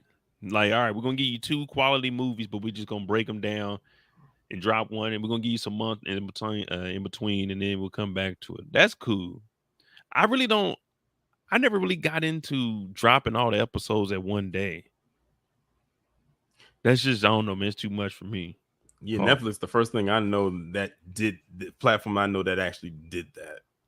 yeah, they just drop all of them. It's like, man, I ain't Yeah, got nothing to look Amazon forward to. Prime, Amazon did that with The Boys in the first season, but then when they realized a lot of people had preferred it to be a weekly thing, then when the second season came on, they started releasing them weekly, which actually worked better when you think about it. Gave you that feel of you watching a show that was on a regular network television. Yeah, that's what I like. I like the weekly episode. You got something Mhm. to look forward to. Oh, on this Yeah. day, all right, Mhm. boom, Wednesday I got this. Not, Thursday I'm yeah, watching. not with Netflix. Not with Netflix. You get a show, you get all them episodes at one time. Yeah, and then they drop them, and then you might like. I don't want to binge watch it the first time I watch it. That's You know what what I happened. mean? Yeah, that's what happened with me with season 4 of Stranger Things. I didn't watch every episode in one day. First off, that would have been impossible because season 4 of Stranger Things had these long episodes. Like some of them were like 2 hours long, like movie length. I wasn't about to binge watch all that in one day, so I literally watched one episode a day. Yeah, that's how I did with Ozark. I watched one every day and just did a recap on it for 10 days. But man, I don't like binge watching it when I first watch. I want to anticipate what's going to happen next. Cause like you said, I'll start episode 1, fall asleep. It'll be episode 2. I'm like, what part do I remember? And you got to rewatch. It's just too much. But hey, man, they'll figure it out. Netflix is doing all right. Squid Games is on the way back, but I don't think it's gonna have that same. I can't wait for Invincible to come back, but that's on Amazon. Let me see. Eric said he binge watched season 4 Stranger Things. I couldn't binge watch all of that in one day. That's a lot. Literally, if you binge watch Stranger Things of season 4, if you start watching at like 6 in the morning, you'll be done by like 8 in the evening. And I'm not even exaggerating it. No, you can run through them. I've watched a few things all the way through, but No, no. The reason, like I said, is because some of the episodes are like 2 hours long. Like one, I think, because they had to split it up into volumes. Like they had a volume 1 and a volume 2 because they couldn't fit everything into one cluster. Because some of those episodes were like two. One episode was like over 2 hours long. That was just one episode. And I think one of them was like an hour and a half. Like, yeah, like them episodes was long. I said Netflix threw a huge budget at the creators at Stranger Things for season 4. oh yeah, you knew they were going all out with that. Damn, I ain't gonna lie, I kind of like this font. This is tight how they did this. Oh yeah, you like my creative work? That's what you need to do. Start submitting some of your artwork to them. I know I ain't do that. If I first off, that wouldn't have came to my mind to do something like that unless they gave me an idea. If they said what they wanted to look like, then yeah, Yeah, you it's know. like it's the puffer jackets with the scarf around it. I Kendall, ain't you gonna don't lie, know that's what you missing. creative. You don't know what you're missing when it comes to Stranger Things. That's a really, really good show. One of Netflix's best shows. Yeah, Netflix did a good job with Stranger Things. Stranger Things, Ozarks, they had the Money Heist. They did good with that too. Wednesday was good too. Yeah, Wednesday was definitely. I didn't even when that dropped. I didn't even know that was coming out. Like, what the hell is this? But that was good. Yeah, I ain't gonna lie to you. Netflix be doing their thing, man.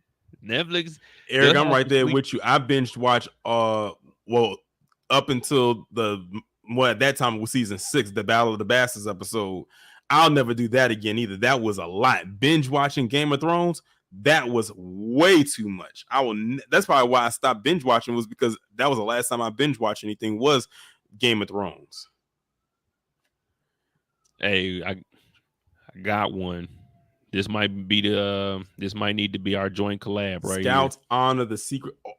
Listen, I can look at this right here and already know without reading the description what it's going to be about, because I've talked about this kind of thing on my channel before in the past. Yep, we Exactly. know it. I already, without looking at the description, I already know what it's about. Them, violating them boys. Through compelling on-screen interviews, this documentary will reveal the institutional cover-up and follow the whistleblowers fighting to bring justice against once was America's most beloved and trusted institution. Oh yeah, I might do that on this channel. I'll stream it on my other one too. Man, I wish I could watch Netflix trailer. Now this is gonna be probably in depth. If I was doing this, if I was doing this, you know what I would have titled it? Not So Scouts Honor. Oh yeah. Now that okay. I see you trying to be creative on there. Corey, I always throw the S on there because I mean the show is called Ozark, but being from Missouri, we call it Ozarks because it's multiple lakes down there. You know what I'm saying? It's the Ozark Lakes. They need, you know what they should do? They need to do a documentary on Lake Lanier. Oh man, I keep seeing motherfuckers dying in that place. Mm-hmm. Corey always be on me, and y'all know I got a lisps. Love at First Sight. Not watching that on my channel. El Conde. Dark comedy. The story revolves around Augusto Pinocchio. But did you say you said Pinocchio? Pinochet. I just seen the P pause. I was like, damn, Pinocchio. Pinochet, who is not dead but an aged vampire. Oh hell no. Ain't watching that shit either. The Saint of Second Chances. Oh man, no. Spy. Oh man, they still making Spy Kids. Spy Kids. Rock I was done after the second Spy Kids. Hey, yo, whoa, Netflix. The Wonderful Story of Henry Sugar. A rich man who learns about a guru who can see without using his eyes and then sets out to master the skill in order to cheat at game. Man, what? Oh, so this is a movie. Mm-hmm. So he's trying to learn how to look. He's trying to learn how to see without using his eyes so he could go cheat at gambling. Man. Forgotten love. A respected surgeon loses his family and memory. I ain't gonna lie, this kind of sounds interesting to me now. The Wonderful Story of Henry Sugar. Yeah, sometimes the movies, like, you know, the title might throw you off, but it could end up being a good movie. Yeah, I might have to watch that. Yeah, that actually sounds pretty good. It kind of reminds me of Maverick. He learned from his daddy to be a criminal. You heard? I just found out today. I think they coming out with a prequel for Chicken Run. I was like, when I saw the picture for it, I was like, Chicken Run. I said, I remember seeing that movie back years ago. It was a good movie, but I didn't know it needed a prequel. I don't even remember what Chicken Run was about. You know, there's only a couple of Disney movies I can remember. I can remember the movie Up. I never saw Up. I heard it was good though. I can remember Up. I know all of Lion King, Aladdin. Man, that's about it. Oh, the Snow White. Oh, and Cinderella. But that's about it, man. Oh, and Toy Story. What about The Incredibles? Nah, I can't remember The Incredibles. That movie was dope. That's what the Fantastic Four was should have been. I mean, I know the concept of it, but I can't remember it. Damn, man. It's a lot of, man, I done missed out on a lot of my childhood. But I know all the Toy Stories. And also Loki season 2 comes back in a month. I'm ready for that. Yeah, Netflix got some stuff, man. They got something but that's up Disney Plus sleeve. though. You said what? Loki is Disney Plus though. Oh yeah, well Disney Plus, they own damn near everything. Netflix is doing this on their own. Reptile following the brutal. Oh, now this sounds interesting. Following the brutal murder of a young real estate agent, a hardened detective attempts to uncover the truth in a case where nothing is as it seems, and by doing so, dismantles the illusion of his own life. All right. All right. So there's a murder going on, and he's so caught up in the murder, he forgot that he's living. He ain't paid his taxes in 7 years. Now that sounds. Oh, this is a movie. And it'll be on Netflix on the 6th. I'm gonna have to watch this Reptile. I probably ain't gonna remember it, but Reptile.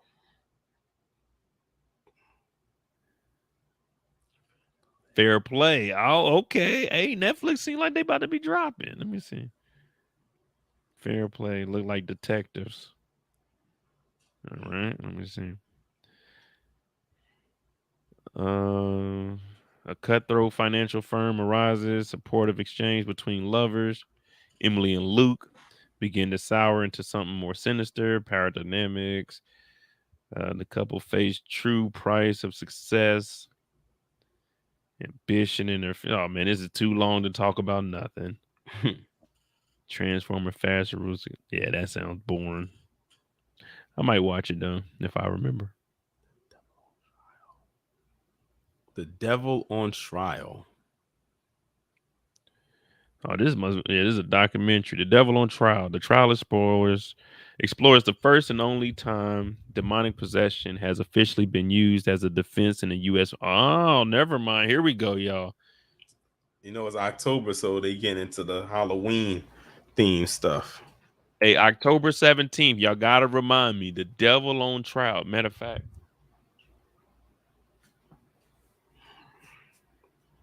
Set alarm October 17th.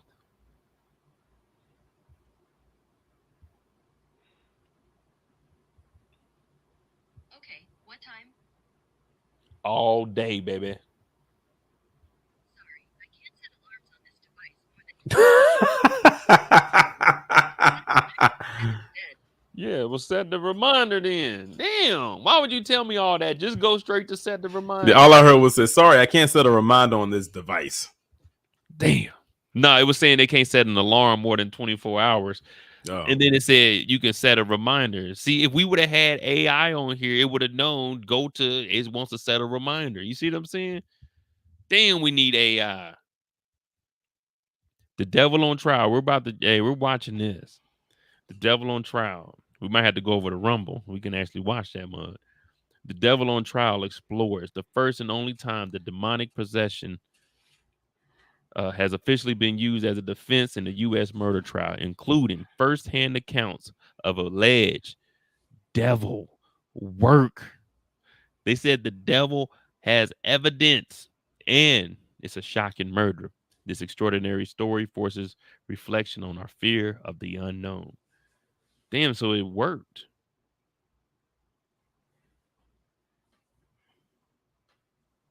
Damn. So he was saying that he was possessed by the demon. Now I gotta look this up. Oh, Dad's a comedy. Nah.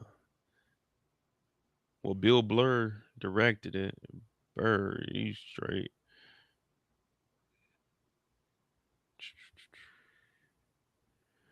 I don't know. We gonna see, man. Nah, Kendall, the devil's not gonna get into your spirit, man. It's on trial. When it was on trial, he can't leave the stand until the judge releases him. So you be all right. But we about to get out of here. I didn't expect to be on here for 3 hours, but hell, we did 3 hours. We know that Warner Brothers allegedly look like they cooking the books for tax write-off purposes. David White, he stepped down from I don't even know what he stepped down from anymore. I forgot all about that. But he gone, and the chief negotiator, the executive director, he had to step down because he was taking some money. Uh Man, hopefully they come to an agreement on how they're gonna get out of this. I don't know how that worked. But we, the consumer, man, we got to come together on something. Just like all of them fighting against each other, we need to fight back these prices because the actors and the writers, they talking about they want to increase for inflation. Man, y'all inflating these damn prices. Ain't no reason for the prices to continue to go up, man. Streaming is streaming. Y'all internet bill, electric bill ain't got nothing to do with us. And y'all not even streaming off y'all platform. Y'all paying Amazon and Google to do all of the streaming. We know what it is. Y'all on they servers. We ain't stupid. We know how it works. And Google getting all the money. And Apple getting a lot of money too because they charging y'all for fucking Apple TV that should be free.